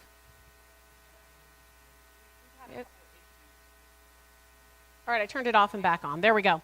There's all sorts of books out there on how to be a good school board member, including the one in the center there, How Not to Be a Terrible School Board Member, which actually is the center of a controversy in one of the school districts because a school board member received a copy of that book, How Not to Be a Terrible School Board Member, in plain brown wrapper in her mailbox. God, this is the truth. Took it to the sheriff's department. Sheriff's department found the fingerprints on it, and it was an assistant superintendent in one of our districts. So yeah, it got to be a little bit ugly, but there's a whole lot of work out there on how to be a good school board member. So we share this with our board members to try to help them and give them best practices and best ways to go about solving problems. Number one thing that we say to board members is, what does your policy say? So when a board member calls me about anything, it doesn't matter what it is, my first question to the board members, what does your policy say? And 99 out of 100 times they're like, oh, I should have checked that first. Yep, you probably should have. So when they say something like, hey, can I get such and such on the agenda? Or, hey, my fellow board member does this. Do they have the authority? I'm like, I don't know. What does your policy say? So the policy manual is I call it the bumpers. Like if you think about bowling, and when you have small kids, you put up those bumpers. Okay, so policy is those bumpers. And the goals for the district are the pins that you want to knock down. the policies that the board puts in place, as long as the ball does whatever it does in between those policies and knocks down the pins, good. The policies are the bumpers, so they provide the guidelines. And then also we have these things called procedures, which technically belong to the superintendent, but board members can certainly ask for procedures to be developed and can review certain procedures, but board members need to spend their time on policy. So we do different types of training. We do individual board member training, and then I'll get into the other, but for the individual board members, so here's a person that ran for school board and won, right? They're very eager, they're very excited, but the truth of the matter is, and Terry Herman, our attorney friend in the back, will appreciate this, the very first thing we want to talk to them about is sunshine law and public records, because we want to keep them out of jail, and we want to keep them above board on everything from day one. So first thing we talk about is some ethics. We talk about statutory powers and responsibilities, so that board's job is this, superintendent and staff's job is this. Board's job is this, superintendent and staff's job is this. Now I'm going to tell you, they don't like to hear it. Many of them ran for the school board thinking they were going to be the superintendent. And so there's a disconnect between some expectations they may have and the reality of Florida statutes. So we even end up, like, some board members get mad at us because they want to be able to be more management, and we have to say, that's not your job, that's not your job, that's not your job. They want so much for it to be their job, but it's not. So our job is to help them understand what their job actually is. We also work with them on parliamentary procedures, and we work with them on current research. I will say this about parliamentary procedures. It's actually a pet peeve of mine that people try to use parliamentary procedures to kind of game things, right? To maybe try to take advantage of a situation. And parliamentary procedure, if you understand the history of it, dates all the way back to early Rome and Greek societies, when there was a responsibility on the part of all of the people that lived there to participate in conversations. The goal was participation and being a civic engaged person. And parliamentary procedures was designed to facilitate those conversations. And if you know French, I don't know how many people know French, but facilitate comes from the French word facile, which means to make easy. So it's supposed to make meetings easy. It's not supposed to try to trick people. It's not supposed to make them more difficult. It's supposed to make it easier for all of the people to participate equally. So that's what parliamentary procedure does. So we have a program we call the Certified Board Member Program. You might have heard board members talk about getting their CBM or something like that. It requires individual board members, just got elected, I'm a new person here, 96 hours of training in school finance, policy governance, personnel and bargaining, and then they also will get some training in advocacy, leadership, and knowledge. Not every board member has to be a certified board member. Not every board member wants to be a certified board member.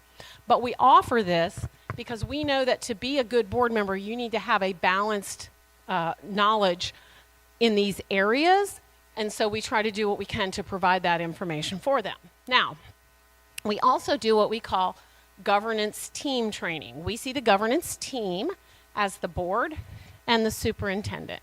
We know that your superintendent has a leadership team, which might be the superintendent, cabinet, senior members of staff. That's not who we're talking about. We're talking about the governance team, board and superintendent together as a group. And so what we do when we work with them is we do a 20-hour training where we have some prescribed curriculum and then some on-sites that are spaced apart. Typically, districts that participate in our master board program are going to be some of the more responsible and higher achieving districts because they recognize the importance of ensuring that they have the protocols to work together, that they have the communication avenues, and that's kind of some of the stuff that we spend time on in there. We also do something called customized board support. Now, the reason we do customized board support is because we have districts who are like, I'm not signing up for master board. That's just asking us to be kumbaya, which it isn't. But if that's somebody in your district, we say, okay, well, we'll just do customized training for you. It's practically the same thing, but we're not saying that you're going to be a master board at the end. It's just we're going to come and provide the training, whatever that might be that a board needs. So typically we would get called for customized board support many times when there is a functional breakdown of some sort. So maybe your board and superintendent are at odds over some things. Maybe they don't know how to communicate well, so we have to create some common agreements around our way of work, how we're going to handle a citizen complaint, how we're going to hold the superintendent accountable, whatever it might be. Or the one in the middle there is a common one, conflict resolution, especially with elected superintendents and elected school boards. Sometimes there's some real tension there, and working together isn't always easy, so we come in and do some conflict resolution.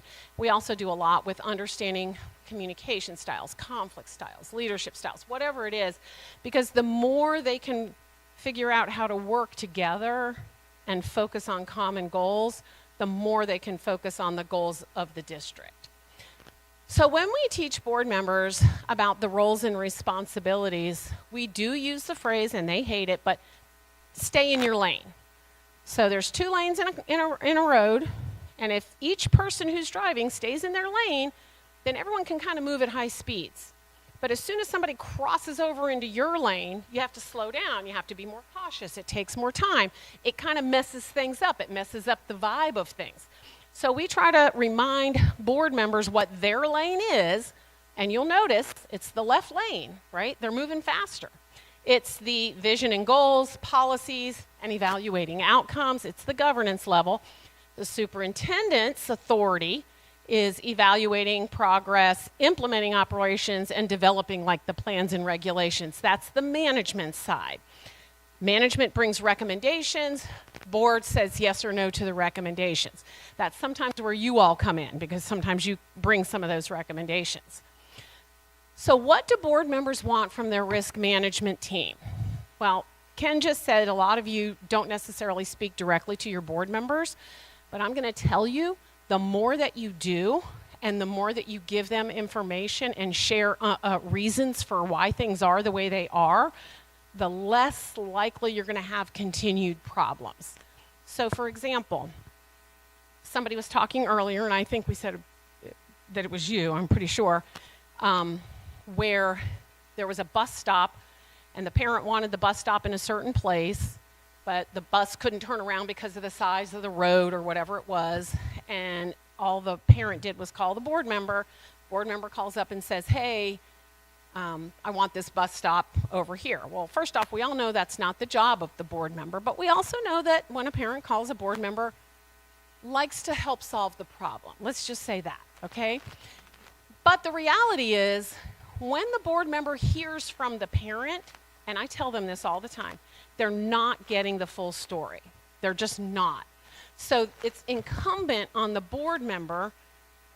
We look at it as like a baton, okay? Like when you're in racing and you're handing the baton to a different team member. So the issue of moving the bus stop comes into the board member on the baton. What should happen is the board member should give that baton to whoever owns that issue, and then that person solves it. You just pass the baton, right? That's what should happen. But it doesn't always happen because they really want to help solve the problem. The reality is they don't know the rules for how much space buses need to turn around. There's a reason why that bus stop can't happen on that street. And if the parent didn't share that piece of information, because they still want the bus stop where they want the bus stop, and if the board member doesn't know and doesn't understand why the bus stop is not able to do it, then the board member is going to be stuck on the issue. They're going to be like, why? I want this bus stop moved there. But if you can explain to them, or have somebody be your emissary to explain, whether it's the superintendent or whoever actually does interface with the board member, but if you can say to the board member, buses need X amount of space to turn around. If we put that bus down that street, it will take out mailboxes, it will do this, it will get scarred, we'll have this much money in claims for damage done both to the bus and to the other. Is this what you really want me to do? You have to help them understand the reasons why, because they don't know them. You do because you all live in that world, but they don't. And so the more you can just help educate them along the way, you'll find it will serve dividends for you along the way. They also want to know options. They want to know that you all, listen, I've sat through those April meetings where we set the pricing, and we've looked at, should we go at 75%? Should we go at 80? Should we go at 85%? And we've had long conversations about what level of insurance and how much and why. But then what happens is the packet comes to the board and you say, we're doing 85% and here's the cost. But the board member doesn't know that you just spent 3 hours having the conversation about the 75, 80, 85% levels. So they say, well, did we think about having the 75, 80, or 85% levels? And your initial response is, I'm not a dumbass. Yes, of course we did that. But the board member doesn't know that because you didn't tell them that. So just sharing something like, I want you to know the FSBIT trustees had a conversation for 2 hours. We discussed this, this, and this. We looked at the different levels of this, and this is what we agree. They just want to know that the options were considered. And if you don't tell them, then they're going to ask you, well, did you think of this? And did you think of this? And it becomes, you get defensive because you're like, yeah, of course I thought of that. But they don't know it because you didn't tell them. So share with them. Here's the thought process we went into. We examined this, we examined this, we examined this, and here's our recommendation. That's going to help you along the way. They want to know the pros and the cons. You know, you could have, let's think back 3 or 4 years about the cybersecurity. Remember, the prices were super, super high. And so we had some pros and cons. We really had to think about, did we really want this coverage, or were we going to have to not have this coverage? They need to know the pros and the cons. We could go without coverage. You know, if the insurance is too much, fine, we can go without the coverage. But in doing so, that leaves us open to X, Y, Z. You got to help educate them because they don't know. I like to remind myself, the issues that come before the board are so vast and different, and board members, by and large, don't have a background in most of them, okay? I remember when I first got on the school board, we had one board agenda. It was within my first year of being on the board. And one of the items was for a $3 million chiller plant, okay? Now, you all probably know what a chiller plant is, but I can promise you, I did not know what a chiller plant was, and I was going to have to make a vote on a $3 million chiller plant. Also on that agenda was a 39-cent chicken patty, right? Because you have to send out for the food service, and they bid, and this chicken. So I had a 39-cent chicken patty and a $3 million chiller plant that I didn't even know what was. And so my job is to understand both of those things so that I could vote on them responsibly, as well as every other item on the agenda. So they just don't know all the details. They just don't understand them because that's not their background. So part of your job is to help them understand it so they can make good and informed decisions. They also need perspective, because when you talk about, it doesn't matter for risk management, you could pick any topic, but when you talk about, for example, standing on a chair to put up a poster, right? I've been doing that my whole life. I can stand on a chair. But then when you go, let me just show you the data on the number of falls from a chair when somebody's hanging up a poster and the amount of money it has cost the district over time. So when a teacher calls you and says, you know, they yelled at me for standing on the chair, here's why. They need your perspective. They need your insight and understanding so that they too can then explain things to other people, because board members actually, by structure and by law, are the liaison to the community. It is their job to listen to those constituents. It is their job to bring the constituents' thoughts and opinions into the district. Your job and the job of your superintendent and other senior staff is to help the board members understand things and provide, the perspective that the citizens all need to understand why you're saying no to that bus on that one street. They also want to hear it from you first. They don't want to hear it in Publix or in the newspaper that a teacher is suing the district because a kid punched them, and now the board is liable. And sometimes there's a desire to keep some things kind of quiet, but board members need to hear it from you first, because if they hear it from somebody else, hey, I heard a teacher got punched at such and such a school, I can promise you it's not going to go well for the board member to not have heard that first and be able to say, whatever it is, the student is whatever, the teacher is safe, we're ensuring medical coverage. They just need to be able to have an answer for people. And when you leave them hanging, they'll make up an answer. Not just school board members, but anybody. So the more you can kind of give them within the boundaries of what you can share, the better it's going to be, because they want to protect the district too. And they want to know that things have been taken care of. What they don't want is to be surprised and to hear about a fight or something like that on the street. They really want you to cut the risk and mitigate the risk. That's one thing I talk to them about day in and day out. When a board member says, I want to do X, Y, Z, I'll say, you can do X, Y, Z. Just understand in doing that, you're exposing the district to this risk. And the district could be sued for this issue. Or there's a liability. If you do this against your school board attorney's advice, then it's indefensible for you. Or if you're going against policy, well, there's a reason you have policy. It can defend you in court. If it goes against your policy, you can make a decision that goes against your policy. Boards have every right to do that. But in doing so, they expose themselves to risk. So if they need to make a decision that goes against policy, what they really probably need to do is change the policy, then make the decision. So there are ways to do what they want by cutting risk, and your job is to help them find those paths. So what current pressures are being placed on school board members? Well, you guys have been there in all those meetings. The public comment has really gotten to board members because it's been brutal, it's been mean, it's been ugly. I first got elected in November of 2000, so 25 years I've been around this school boarding stuff, and it's gotten very, very different in what you hear from the public, in how the public treats board members, and it affects them. They may act like it doesn't, but it does. And so when the public comes up, and even if you only have 2 people speaking on something, I like to remind board members that's only the 2 people that showed up today. There's still a whole bunch of other people out there. But they have to be reminded, that's only 2 people. There's still a whole bunch of other people. Because if you don't remind them, they remember the 2 that just yelled at them. And they don't want to be yelled at.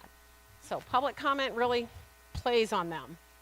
We also have these very, very contentious political battlegrounds. And if you've got a split board politically, you're experiencing them in your district, and you understand that sometimes decisions really are made on certain political lines. Like it or not, that's what happens. Sometimes, I think, and St. John's, this was a case, I'll give an example to about St. John's on an issue here that you guys had an older, very seasoned board member who has since passed. I think you know who I'm talking about. But he was sick in his stomach over the fact that one of the board members, which is Bev Slough, you all know her because she's president here, Bev voted yes on some sort of a, she voted yes or no, I can't even remember, but it was on a book issue. And he was sick over it because he's like, she knows that can't happen. She knows, blah, blah. I said, whoa, Bill. She's up for election right now, correct? And he said, yeah. I said, did the motion still pass? He said, yes. I said, so don't you think Bev knew she could vote no, the motion would still pass, so the right thing was still going to happen, But she now can go to her constituency and say she voted no. It helps her save face. It gives her something to hang her hat on. Can you just give her this vote? And he was like, well, I never thought about it that way. But sometimes I got to tell you, the board members do.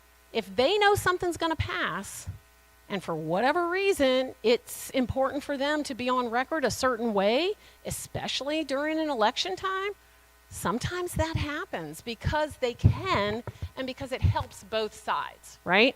But they're not going to say that in public. So I just want you to know that that happens. The nationalization of issues. I cannot tell you how many districts in Florida spent time on responding to citizens who claimed there were kitty litter boxes in the school districts. Right, Ken?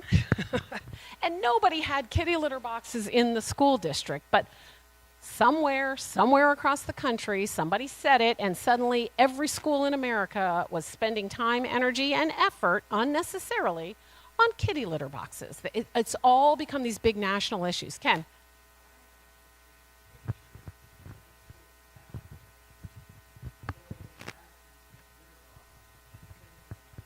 See that?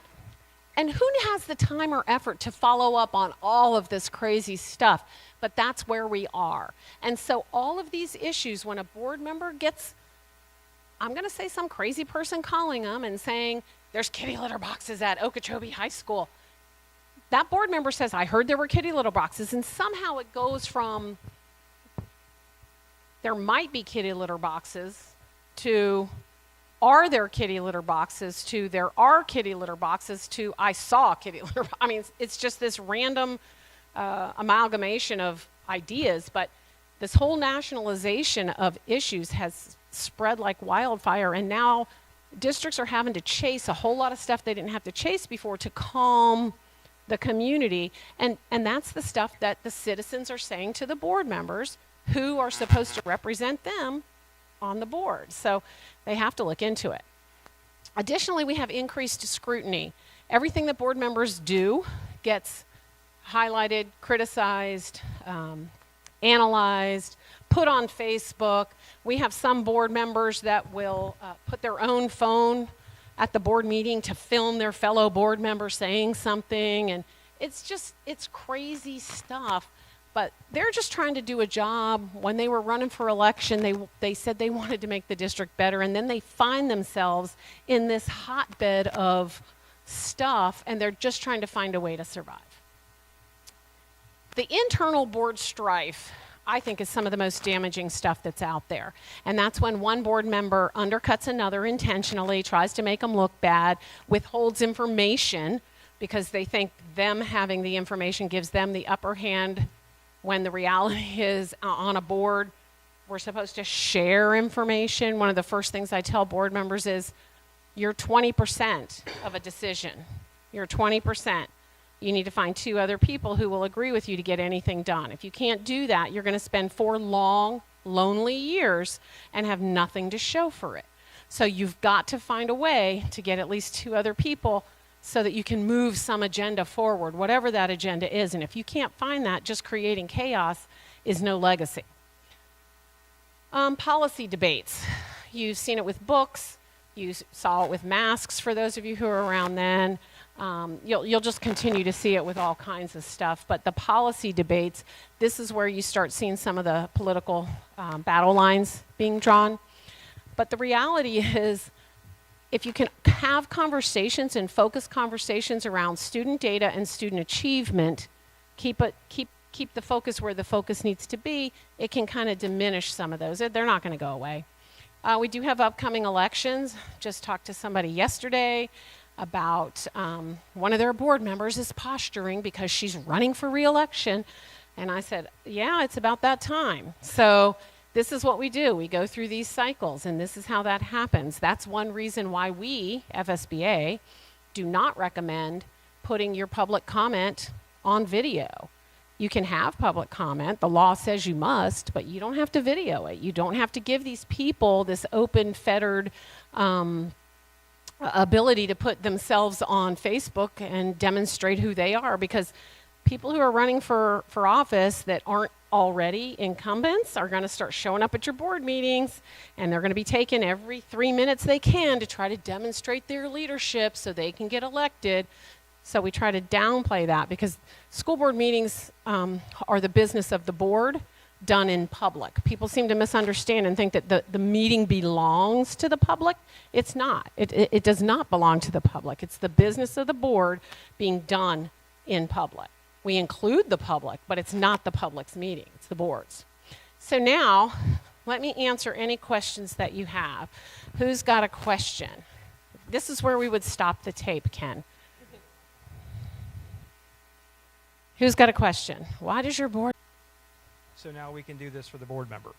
All right, so when we do like governance training with the team, one of the first things we talk about is protocols and holding each other accountable. So the board needs to discuss early on, and we say before bad things start to happen, the board needs to discuss what are our, you know, how wide a swath do we have in speaking with directors. And the superintendent and the board have a conversation about that. And there are some conversations that the superintendent says, absolutely talk to the director. You need XYZ piece of information. But the board needs to discuss and set up the parameters, something like, and one of the guidelines I give both superintendents and boards is, if it's going to take somebody more than 30 minutes to do something, or 20 minutes, or whatever the number is, to pull whatever information together that somebody's asking for, you're pulling that staff member off of their work for the day. And you're saying that this little piece of information that you're asking for is more important right now than their job that they're doing through the whole day. So the question becomes, is it more important? And many times it's not, right? So sometimes it's a matter of saying to a board member, depending on what you're working on, you know, I've got this safety security report that's due in 3 days. Are you saying you want me to take my time off of that to focus on this? And sometimes board members say, oh, no, any time in the next month is fine. But sometimes the way a board member will ask something, people think I got to get it immediately. And the reality is it doesn't have to be immediately. Sometimes the board member just wants to know, oh, okay, yeah, I'll get to it, right? But then they need that follow-up. So sometimes it's a part of the conversation between the board and each other. And then if a board member violates the agreement, how does the board hold that person accountable? Okay, so with an appointed superintendent, very difficult for that appointed superintendent to sort of call out a board member, right? Now, I always say the best superintendents manage their board, and that shouldn't come from somebody like me, right? But it does, because managing your board means you're giving them the information, you're helping them find areas of success, you're helping them be successful. But an appointed superintendent, it's hard for them sometimes to call out a board member. So then it lands on the rest of the board. So how does the rest of the board hold each other accountable? So we recommend that the board do self-assessments annually and kind of ask those questions to each other, of each other, and create a plan for how are we going to hold each other accountable. Successful boards find ways to do it.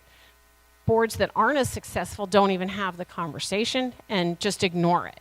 And I suspect that's where your piece of the conversation lands. But also, there should be a process between the superintendent and staff whereby staff knows sort of what degree questions they should go ahead and just respond to, or I'm going to have to run this up the flagpole with the superintendent. I'll let the superintendent know your question, you know, however that gets worded. But part of it is a culture in some places that needs to be broken, and it's hard to break, to be honest with you, until you get dysfunction. And then sometimes you get board members running on a platform of cleaning things up, bringing more professionalism, blah, blah, blah, and then it can shift. But cultures are hard to change, as you know, so it has to do with conversations about accountability, desire to be accountable, and desire to hold others accountable. Ken, what's my time? That's what I thought. One more question. Go, Ken, go.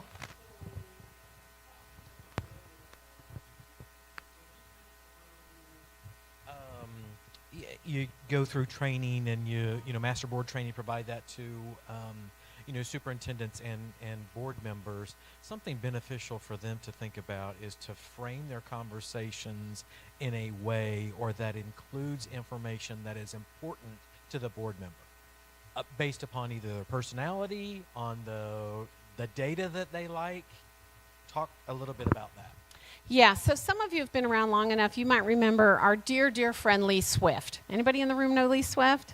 Gosh, it's been a long time. Nobody in the room even knows him anymore. I served on the Charlotte County School Board when Lee Swift was on the board, okay? And Lee, God love him, but he was sort of the budget wonky guy, okay? So if you wanted anything, you had to speak to Mr. Swift in a financial way.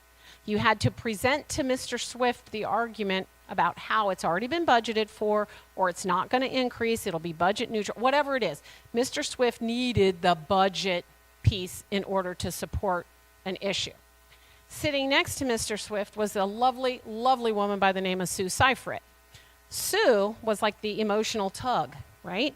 So if you wanted that same item for Sue to support it, you had to give Lee the financial reason. You had to give Sue the heart tug reason, right? She had to know the story of the kid that this was going to help. That's what Sue needed. Andrea, that was me, I needed the policy. I needed to make sure that it followed the law, followed our policy, blah, blah, blah, blah, blah. So if I am a staff member and I want to get something past all these board members and I only bring the logic piece, Mrs. Seifert's not going to connect with the issue. Mr. Swift's not going to connect with the issue. You got to do all the pieces. And you know what those pieces are because you know your board members. You know the types of questions that they ask. So find their sort of issues, whatever they are, and make sure that you address them. For some board members, it's curriculum. For some board members, it's parents. For some board, whatever it is, the community. Always weave that into your presentation, even if it has to do with just the pricing of your insurance. You can talk about, because we're saving money on insurance by pulling through FSBIT, that gives more money to the classroom to do X, Y, Z. Whatever it is, weave each board member's priorities into your presentation. That way you get each board member in a different way. It's almost like, some people, when you have children, one child needs one thing, another child needs something else. Think of your board members as 5 children that each need something different, and what does each board member need, and address that need. Okay? All right. Go forth and conquer. Good luck to you out there.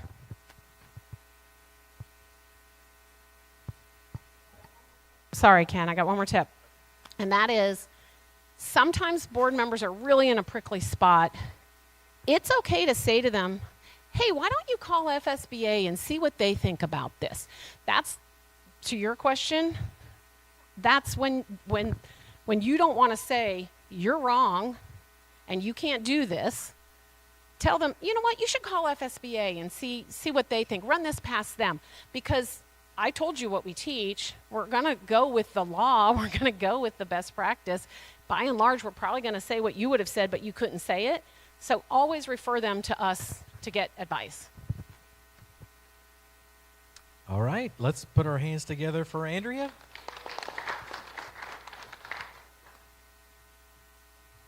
So up next,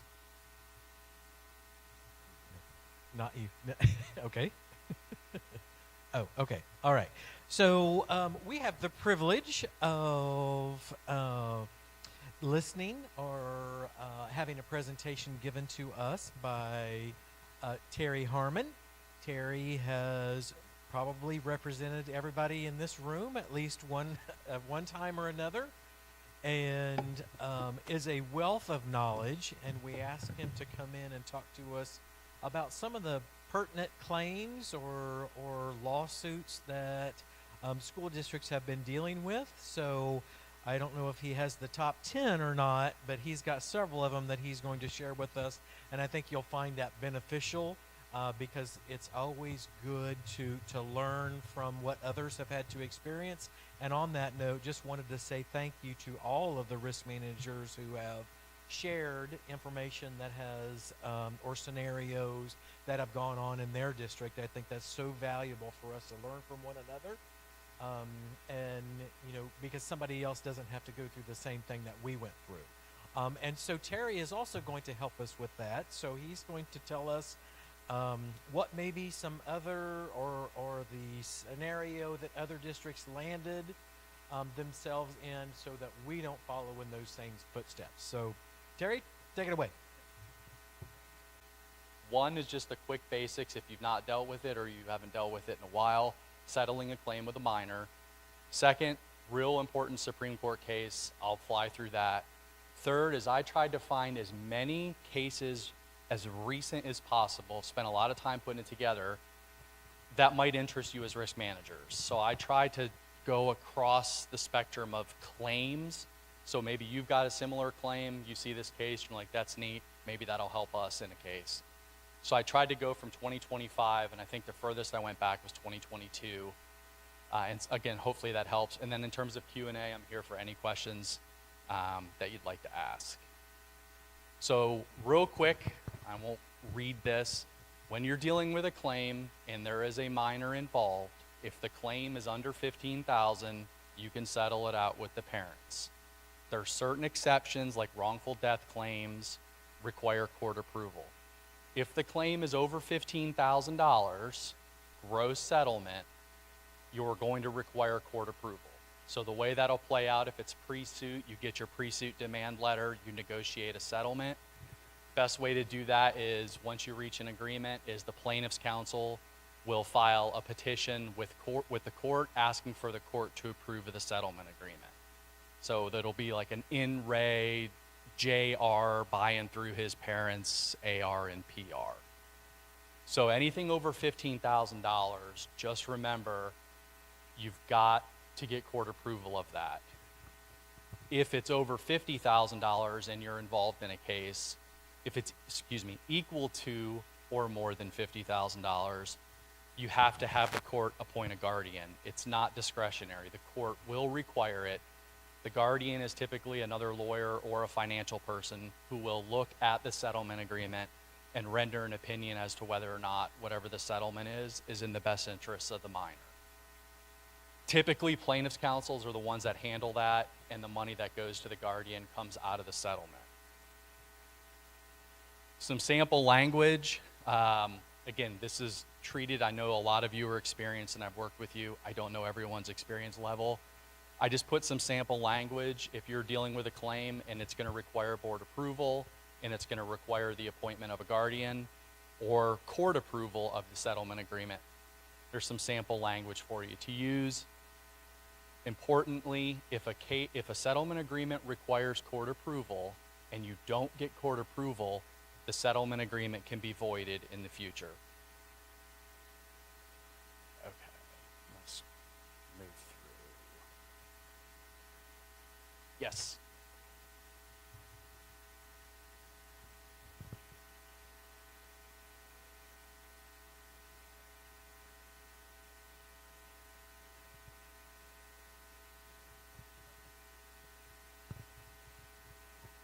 That's okay. All of that's okay. That's what you would do before you go to the court. Let's say it's a $100,000 claim. You go to mediation, you settle. You put it on your board agenda, they approve. Then you file a motion with the court saying, okay, court, we've all agreed on this. Will you approve of this settlement agreement? And the standard is typically what's in the best interest of the minor. That's what the court's looking at. And so they'll generally defer to the guardians as long as the guardian's appointed correctly. One note, just as an FYI, attorney's fees, if it's included in the settlement, is not included in the monetary calculation. I only know this because I recently had to look at it and was curious if I was going to blow the $50,000 threshold with an attorney's fees piece. And so if it's $20,000 to the lawyer and $30,000 to the student, you're at $30,000. Told you I'd move quick, right? So this is a real big case. I told Pam I would stay away from ESE as much as it pains me, and that I would stay away from sexual misconduct because you've got my colleague Dave talking to you about that tomorrow. So I'm not going to trample on his territory, but I couldn't help myself because this is kind of a big deal. I'll talk to you about it instead of reading it all because it'll probably go quicker. So this was a student. She was, forget her age, I think she was in high school. She had a seizure disorder. She had major issues with fatigue. She lived in Minnesota. Excuse me, prior to Minnesota, I think she lived in Missouri.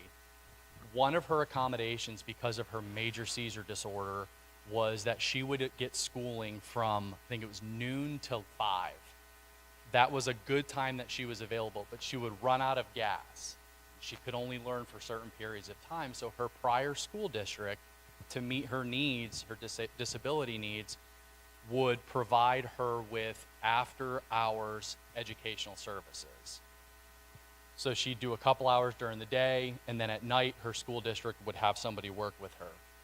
Then in 2015, she moves to Minnesota, and in Minnesota, they did not do that.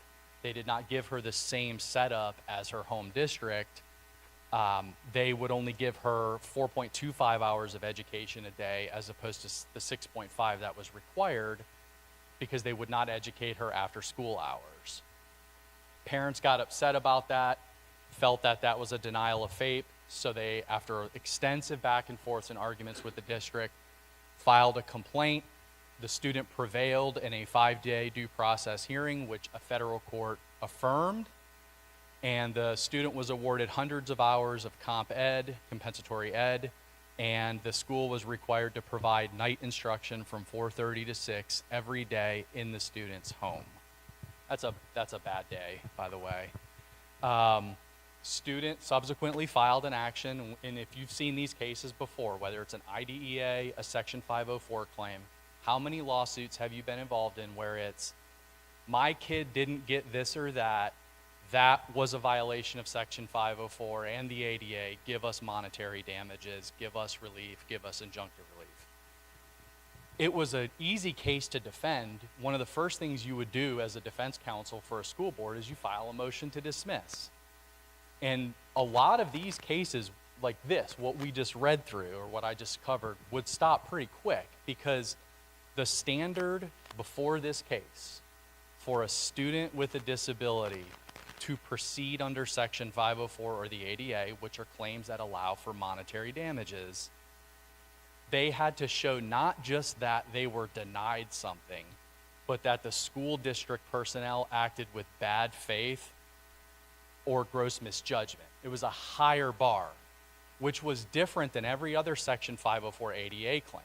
How many employees have you had who said, I was denied an accommodation in the workplace, and then they go to the EEOC or the FCHR and they argue that their rights were violated?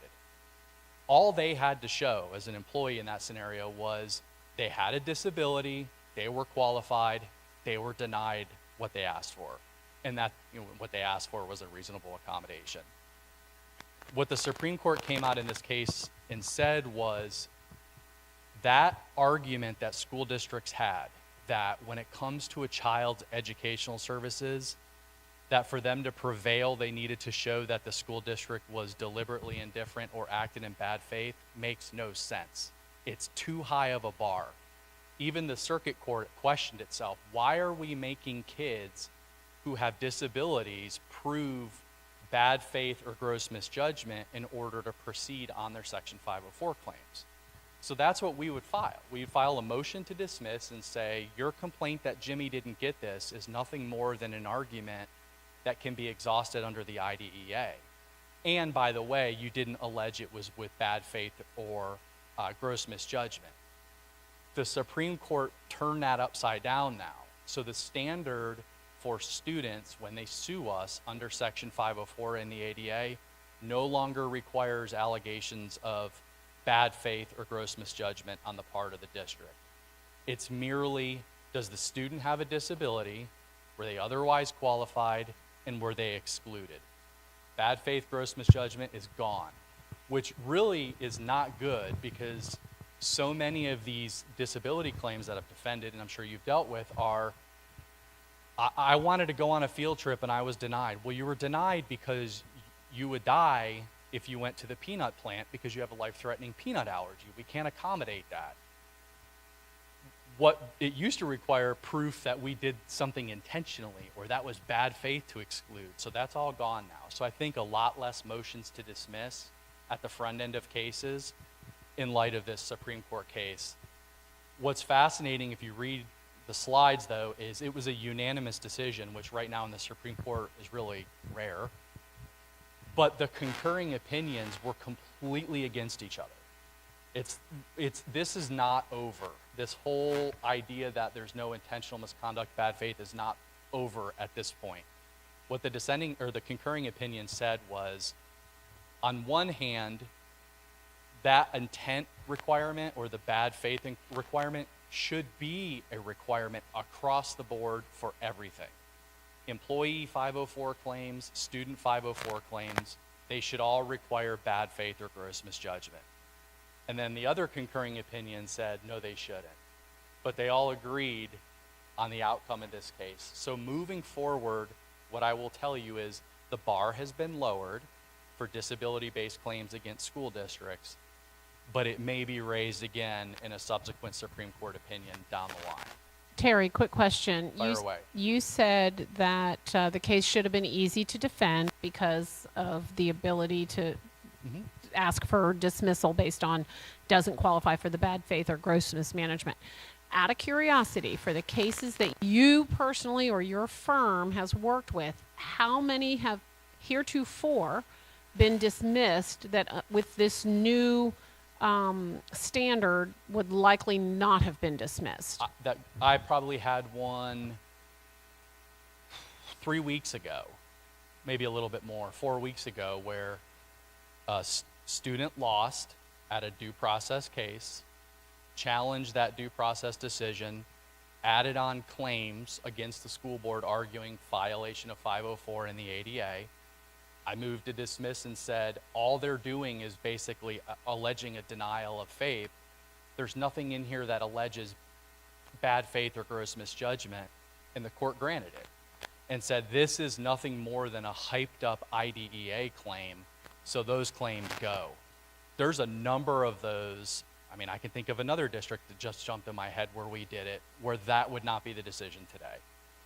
I mean, it's a big deal from the motion to dismiss standard.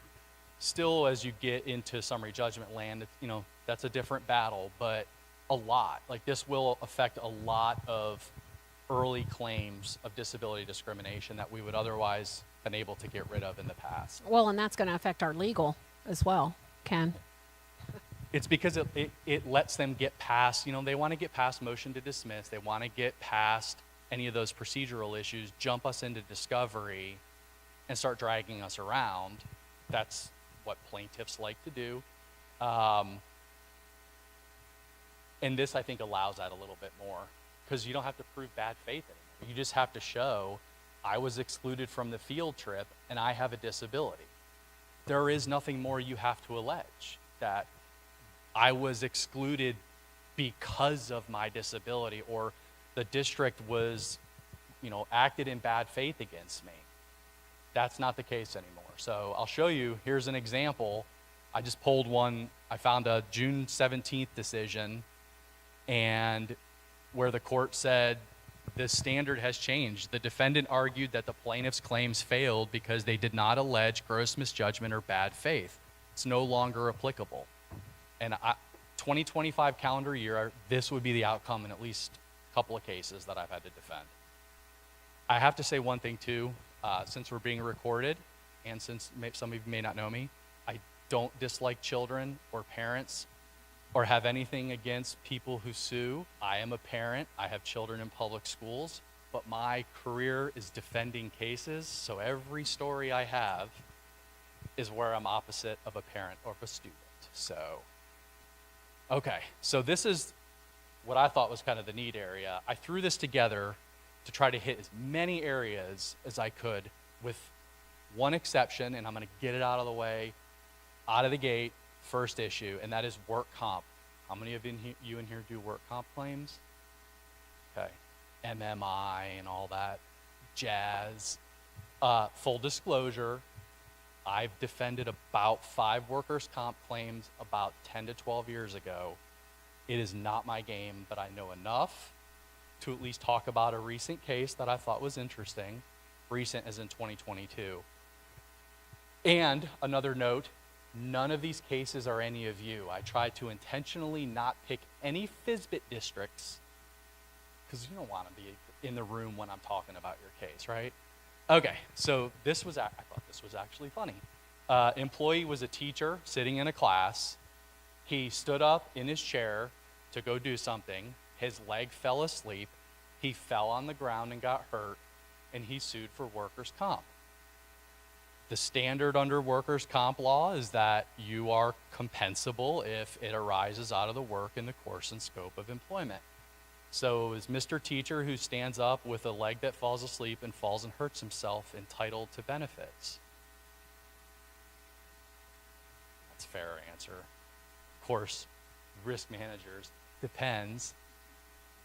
It was not compensable, and I just thought it was great how we had to spend this much time with lawyers and judges to explain what the court said was, this is something that could have happened anywhere. Wasn't part of his job duties. There was nothing that showed that he had some repetitive, I don't know the language, y'all know the language, but repetitive kind of conduct that would cause that type of injury, like changing a tire messes up your back. So he was denied, and that was not compensable. That was probably one of the more recent, so a couple years old, I thought of interest cases that showed that not everything that an employee gets injured doing in the course and scope of their duties is compensable. And I thought the court did a nice job of explaining why. I'm going to move quick. Can I just say something about this? As long as you don't ask a work comp question. Well, I might. No, this is a frustrating area, and I know Krista may feel this way, but one of the things, we can divert some of these, and I think the risk managers do a great job of saying, well, what was the action that you were engaged in that was work related, and try to kind of go that route. But the reality is we still get a lot of these claims, and we're put in a position to try to defend them, and sometimes it's hard to get a judge to say, yes, that's not compensable, to support the denial. Like, for example, somebody at a conference, going for a jog and tripping and injuring themselves. That's not, they could do that anywhere. That's not Right. in the course of scope, but we've been in positions to cover claims like that under work comp. So it seems like that this isn't, I don't know if we're seeing the benefit of that, I guess is my point. That everything, no matter what, it seems like it's covered. Yeah. It's just like unemployment. Like, you could literally catch somebody stealing from your workplace, and then you terminate them, and then they get approved by unemployment comp, and you appeal it, and you lose that too. Yeah. Just remember, you have to show misconduct. Like, you, on a reemployment claim or unemployment comp claim, gotta show misconduct. I think in this case, if I remember correctly, he actually ended up having a pre-existing condition that he wasn't even aware of. And because of that, the falling asleep, it was going to happen, more. So, with these claims, if we can't find a pre-existing condition to attach it to, then it's kind of presumed workers' comp. So, that's a matter of digging, and, this one happened to, obviously come out in, I think it was even his own IME.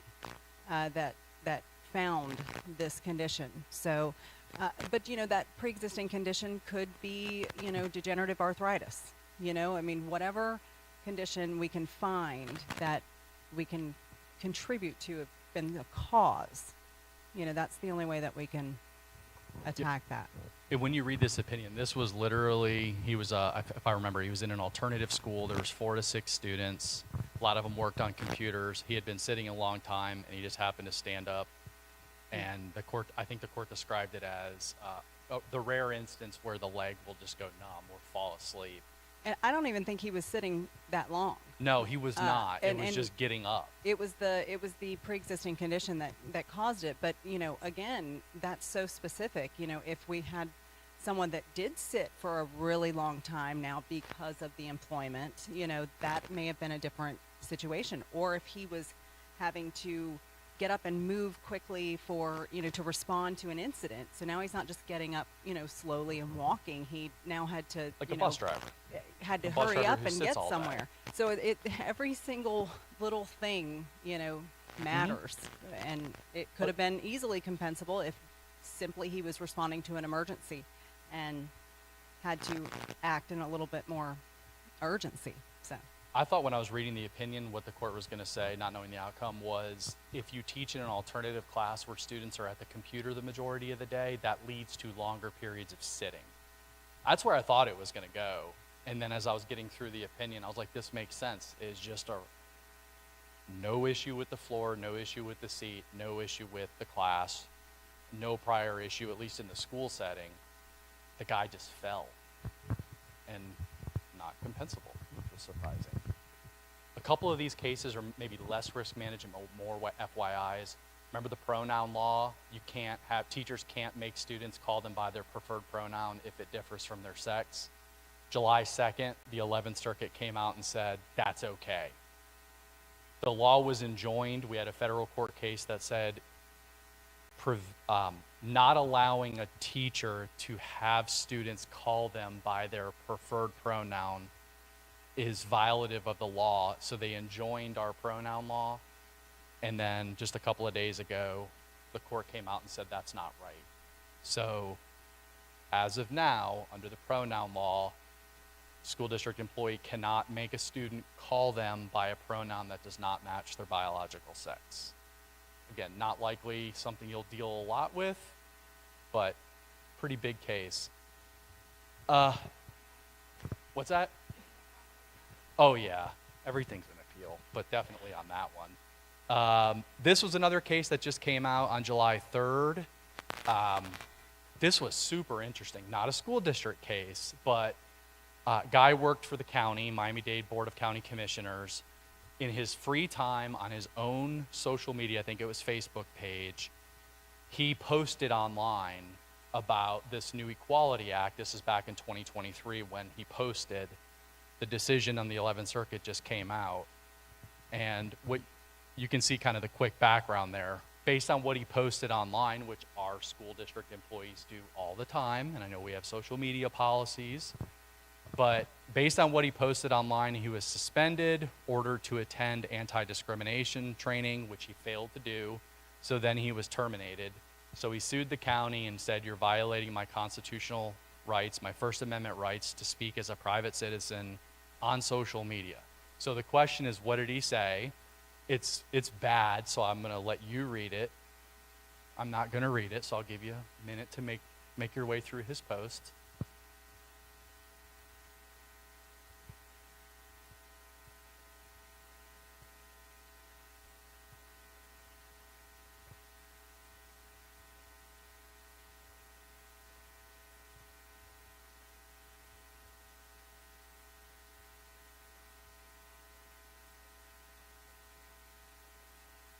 Y'all make it? Obviously, he made his feelings known. So when he did that, the county was bombarded with phone calls and emails. The Miami Herald ran a story saying, look at this monster, essentially, that the county is employing. It was a big deal in the community when he did this. And I know defending schools and working with schools, it's always hard when we have an employee who's posting things online. Private account sometimes involves the district, sometimes doesn't, and the question's always like, can we do something about it? Again, this is one of those facts and circumstance cases. First Amendment is remarkably facts and circumstance driven, but I'll actually, before I tell you what happened, as I mentioned before, he was suspended, he didn't do his training, so he was terminated, and the 11th Circuit came out and said, there's two things we've got to look at based on a Supreme Court test. One, because it's a First Amendment claim, was what he was talking about on his private account a matter of public concern. And the county and he agreed, yes, it is. This bill that is being passed is a matter of public concern, no issue. So then the second question is, were his free speech rights outweighed by the county's interest in the effective and efficient fulfillment of its responsibilities? You can replace county with school board. when you're talking about our folks? And the answer was no, and he lost, which is pretty rare for private capacity, not school-related speech. And I put up here, this was the balancing test. What the court said was, did it impede the county's ability to do its job? And it said yes. His coworkers lost confidence in him. His coworkers didn't want to be around him anymore. And they got so many phone calls, they couldn't attend to other county business because of the responses that were required. Then the next question, were the time and place of his speech a problem? That was good for him. He did it off work hours, not on duty, unrelated to his job, not using county equipment. So he was good there. The problem was the manner of his speech was disrespectful, rude, and demeaning. And then the court also looked at, where did he do this? He didn't do it in a private conversation. He didn't do it in a room like this of 18 people. He did it in the public forum. He screamed it in a shopping mall, essentially. And in that case, the school board or the county prevailed and was able to move forward with termination for out-of-work speech. So I think that's a pretty big deal, something to think about when inevitably you become aware of private speech by employees off campus. Another quick case just basically holds that Title VII is the exclusive remedy for an employee that sues a school district or any governmental entity. Title IX is redundant to that, so the 11th Circuit said Title VII only. How are we on time? 4:03, and I said 4:15? All right. All this. Okay. I'll skip that one, only because it's not as good. This is a fantastic case to read. One of the things that I talked to Pam about was, can you talk a little bit about student-on-student stuff, when staff knows about things, where does that raise risk issues? This is a wonderful case to go through and read. If I had 20 more minutes, I'd do it. It was at the motion to dismiss stage, so what the court had to do was accept all of the allegations as true, and this was a history of a middle school student who pled that she had been subjected to bullying by her classmates, that she was bullied online, that administrators were told about the bullying, and that it didn't stop. So she sued the school district under Title IX. She pled state law claims for negligence, and the school district moved to dismiss it, which was granted in part, denied in part. But the court goes through and points out, and I think it's good reading to see where can we be liable when it comes to what we know and what we do with what we know as a school district. And it goes through each of the different claims about, and I'm sorry, I'm speeding kind of through this one. It goes through Title IX, it goes through negligence, and it says based on what the plaintiffs are saying happened here, can they move forward with their lawsuit? And in this particular case, when this kid was bullied and tormented by her peers, they put a no contact order in place. But it didn't stop. The bullying didn't stop after the school district did the no contact order, so the court said, your Title IX claim can proceed. You've done enough to plead that simply doing the no contact order was potentially, not saying it was, deliberately indifferent. The next step was the conduct that the girl was subjected to severe, pervasive, and objectively offensive. And the school argued it was just one comment. And the court said, no, it was one comment after months of torment, so your Title IX case, still good to go. And then another thing that the school district argued was that there was no proof that any administrators were made aware. The plaintiffs, what the court said was, no, that's not true. Administrators were told what happened. What the plaintiffs are saying is after they were told about what happened, nothing stopped. So the fact that administrators knew about bullying and the kid continued to be subjected to bullying is enough to continue to get over the motion to dismiss bar, so your Title IX claim can continue to proceed forward. That's not much, by the way, for a plaintiff's lawyer to put into a complaint. I represent a kid, they complained to the principal, they were bullied, and it didn't stop. That's effectively what this is. So can't get into it later because there's not a later. One of the mitigating things I'm going to talk to you about, what you can do in your districts, is making sure administrators know what to do with the information that they get. I'll talk about that quick. Skip that one. Social media, 1983.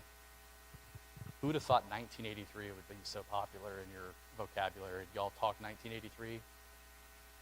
You're all, I'm not real entertaining right now. You want to go? Okay.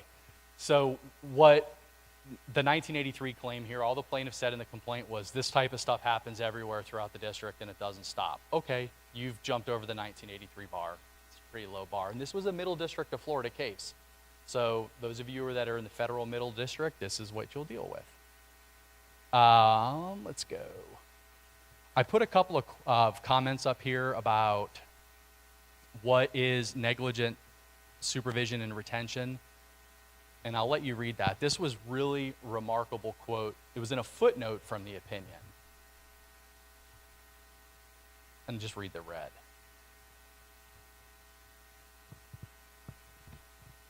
So,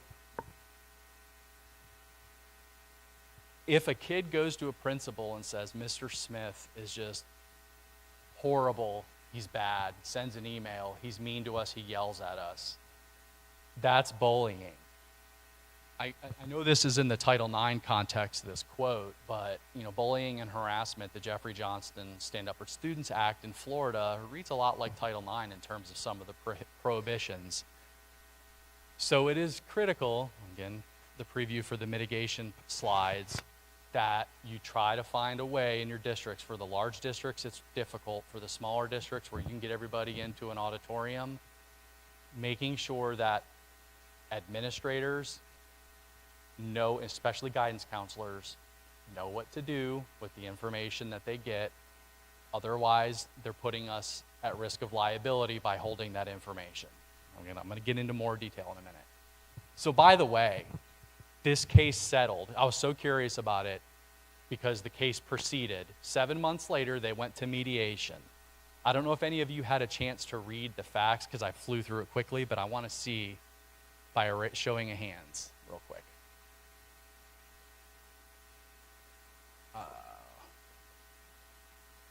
Here we go.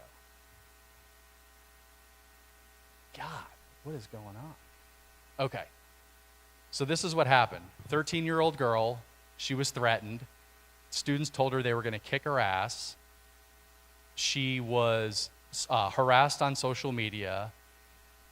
The mom followed up for months with the school district by email and voicemails. There was a no contact order in place. The kid continued to be bullying. She had her hair pulled from behind. She fell. She was punched. She was bloodied. She had bumps and bruises on her head. By the way, this is taken as true because it's at the motion to dismiss stage. Her bloodied face was posted on social media. She went to the doctor. She had a concussion. Administrators apologized to her for dropping the ball. Her grades dropped.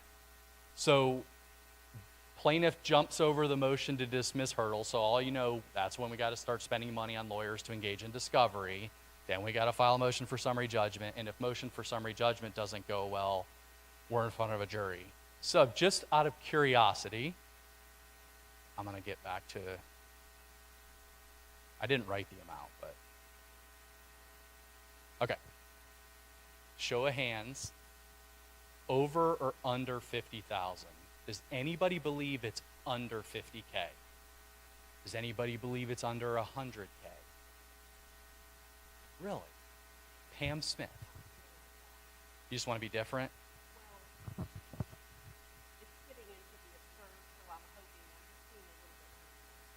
I mean, those aren't great facts, right? If you called me and said, the principal did say that, and again, this was at the motion to dismiss stage. So to Orange County School Board, they may have said, there's no proof of any of this.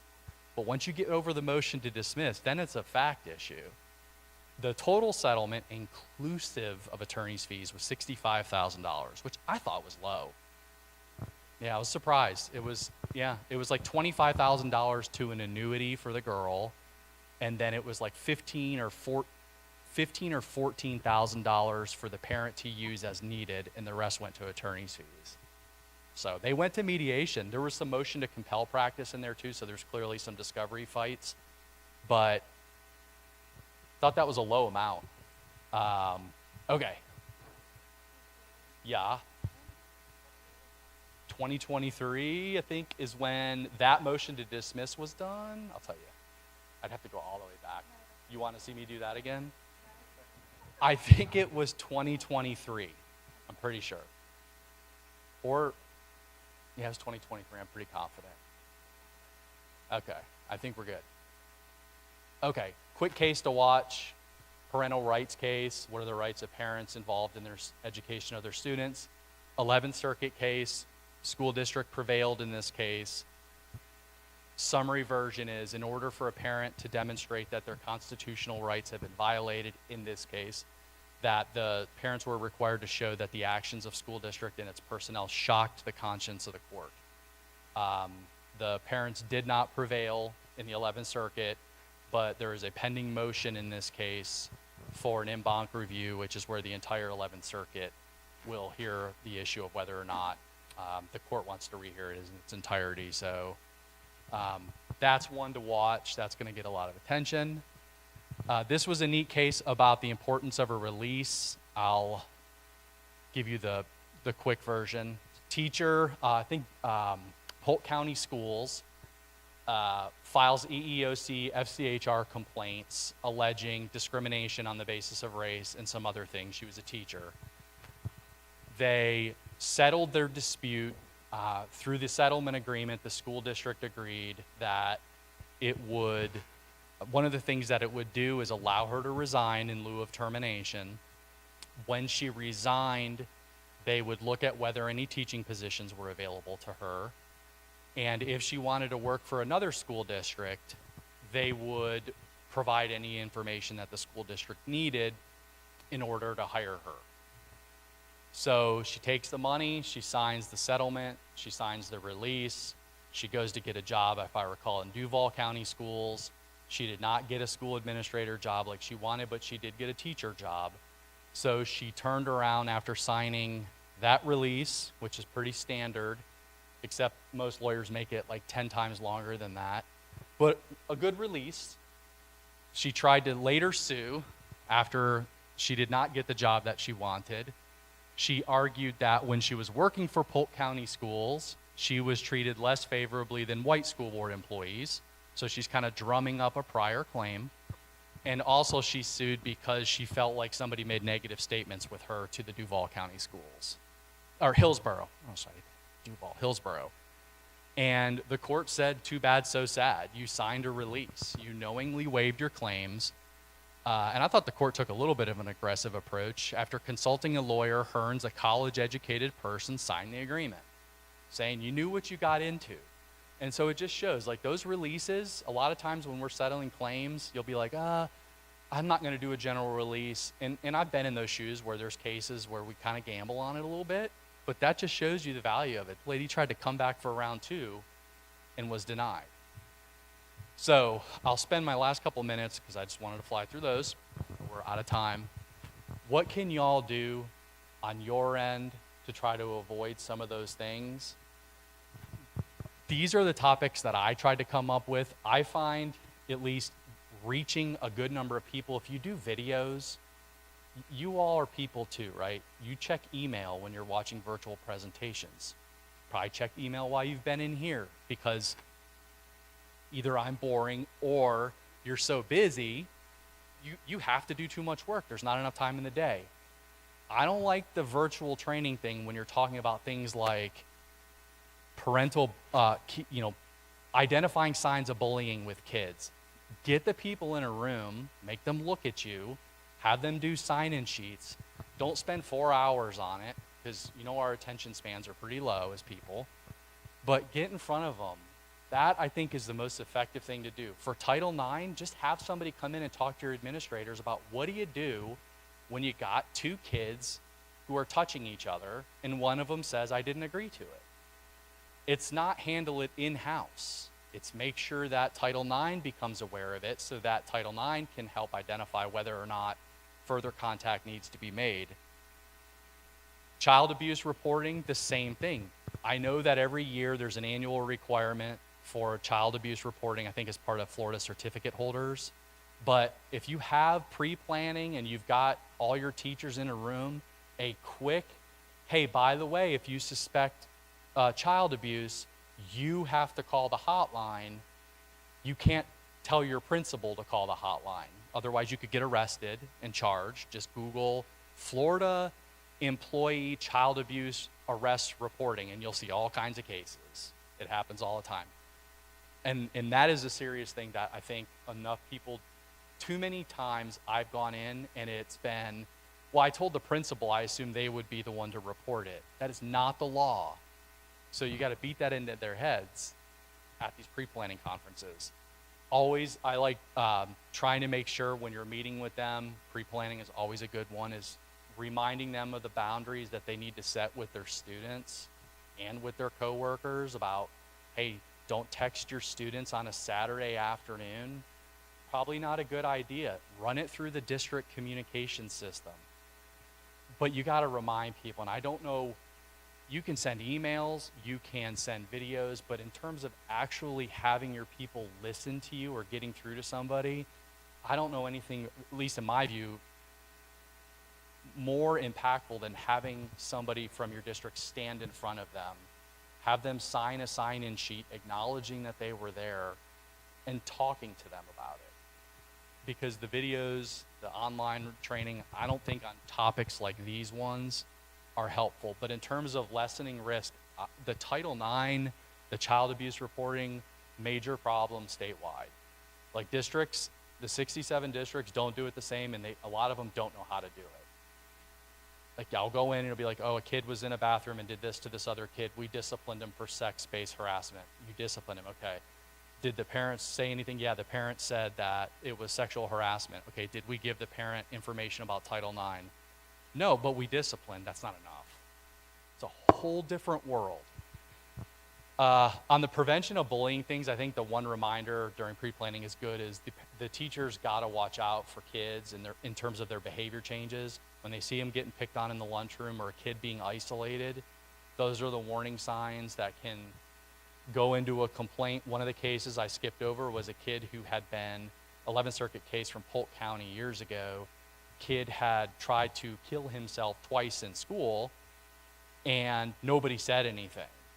2 school district employees knew about the suicide attempts, tried to hang himself in school and was unsuccessful, and then hung himself outside of school. And that's one of the big cases actually in the state of Florida that talks about our standard of care in our schools, and it's would a reasonably prudent person do something? And in that case, they said a reasonably prudent person, when they know a student tried to kill themselves in school, picks up the phone and calls the parent. So to me, before it even gets to that, teachers, I didn't go to a college of education. I've never taught. I don't know what they're taught. But I know things like seeing middle schoolers isolated at lunch tables or kids laughing at kids, got to be unaware of that. Got to make sure that stuff's reported to guidance counselors, and got to make sure the guidance counselors are keeping parents involved and informed. Okay, let's see. Keeping the risk manager apprised of issues early, right? Don't you wish that happened? How many times does it hit your desk? Like, what the heck is this? I've remarkably, I don't know if this works everywhere. Do contracts normally go through risk management? I mean, I always make sure from an insurance perspective, like anytime I get called like, hey, we're going to do a contract for this, make sure risk management looks at it. I mean, it's like embedded in my brain to make sure. So reminding your purchasing departments, even if it's like a quick email, hey, make sure that your contracts that you go purchase things run through us. Because if they don't go through risk management and your purchasing department as an agent of the district has signed off on the contract and it's missing stuff, that's on us, and that becomes a risk issue. So making sure risk management. I'll skip the athletes. It's my last slide. 3 quick issues that I'm seeing more of. Claims against school boards based on SROs. When the SRO does something, are they an employee of the district? Are they an employee of the SRO? Who's liable, who's not liable?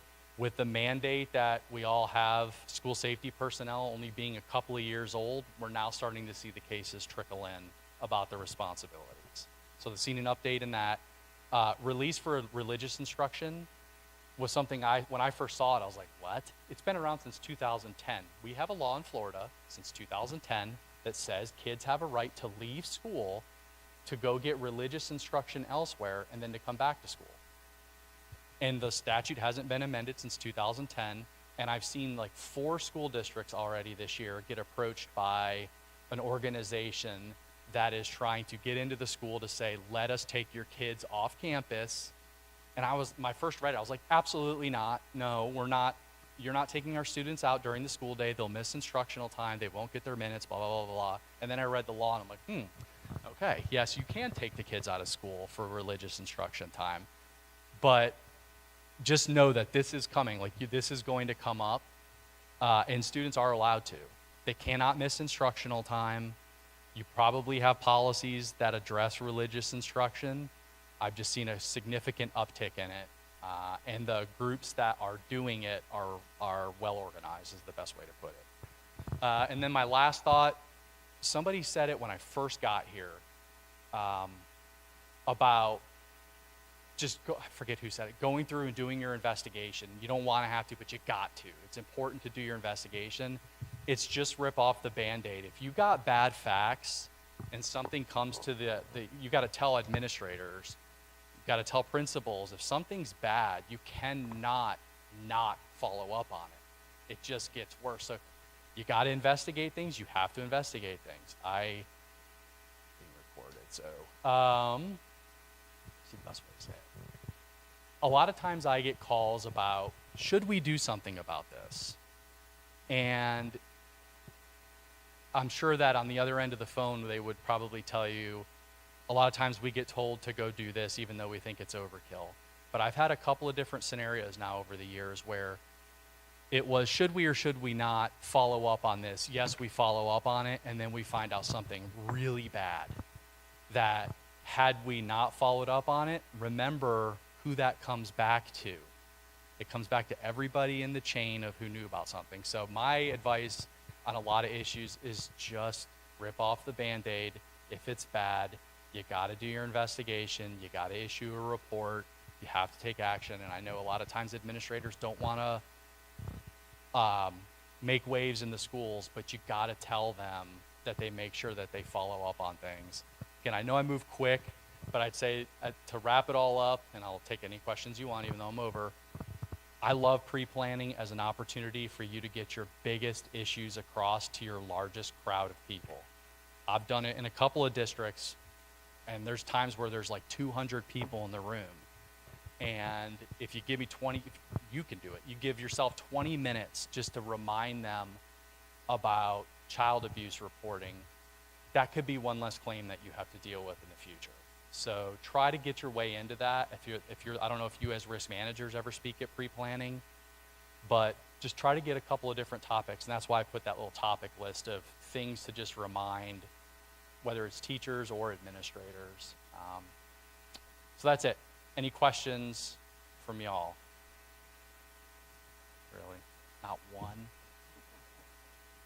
Okay. Well, thank you so much. I'm sorry I went too fast, but I wanted to make sure I got as much to you as I could.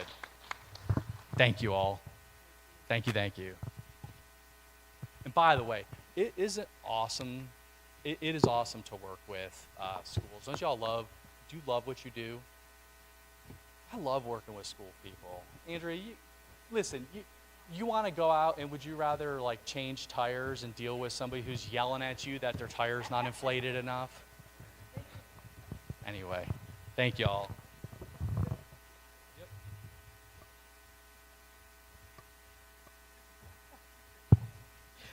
Thank you, Terry. Let's put our hands together for Terry, thanking him for coming in. Always a pleasure to learn from Terry. He has a wealth of experience, and we appreciate you continuing to come to our meetings. Okay, so here's tonight's activities. Remember we were here last April-ish, maybe. And our meeting room was right down the hallway here in Athena, and we were looking over out at the water. That's where you're going to have dinner tonight. So it's in the Athena room. It really looks nice. So as you go by there, where they've already got it all set up, very nice. Families are welcome. Social hour starts at 6 o'clock, and dinner will be served at 6:30, all in that Athena room. All right, and then we will start tomorrow. Again, breakfast from 7:30 to 8:30. Our meeting will start at 8:30. All right. So we will see you tonight. I have one thing, Ken. Sorry. Oh, yes, Krista. This is dinner tomorrow night. I am going to the Brine House, and apparently it's a busy night for them. So they have suggested that we make a reservation. So I need a number so that I can call them today and get that squared away if anybody wants to go there. It's Brine House. Brine. B-R. Brine. Yeah. It's that was one of Greg Griner's favorites because it served nothing but meat. Yeah, I think it's a prime rib night, so that's why they're. So speaking of that, Krista, thank you for bringing that up because tomorrow night we will do the same thing that we did last night, and we'll meet in the lobby at 6:15, and we will divide up into groups. So we will. Do you need that list tonight? You need a tonight. Okay. Okay. So what we'll do is we'll put together some things. Then at night tonight, at dinner, we'll pass around some sign-in sheets or sign-up sheets, and that way we can make some reservations for tomorrow evening. All right. Sounds good. We'll see you tonight. Oh, Bart. Sorry. You go ahead. Sorry. Sorry. Okay, just real quick, I want to make a quick announcement. First of all, tomorrow morning we'll open up and just be thinking about the stuff we learned today.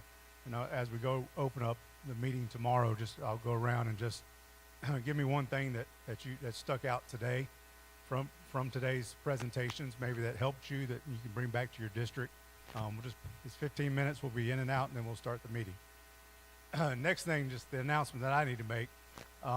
Everybody knows I've been in Alachua County for a while. So 26 years I've spent in Alachua County as a coach, teacher, administrator, dean, now work my way up HR, now I'm risk management. So with that being said, I will be resigning from Alachua County. I'll be going to NEFECT as their director of risk management. So different opportunity, bigger scale. Great opportunity for me.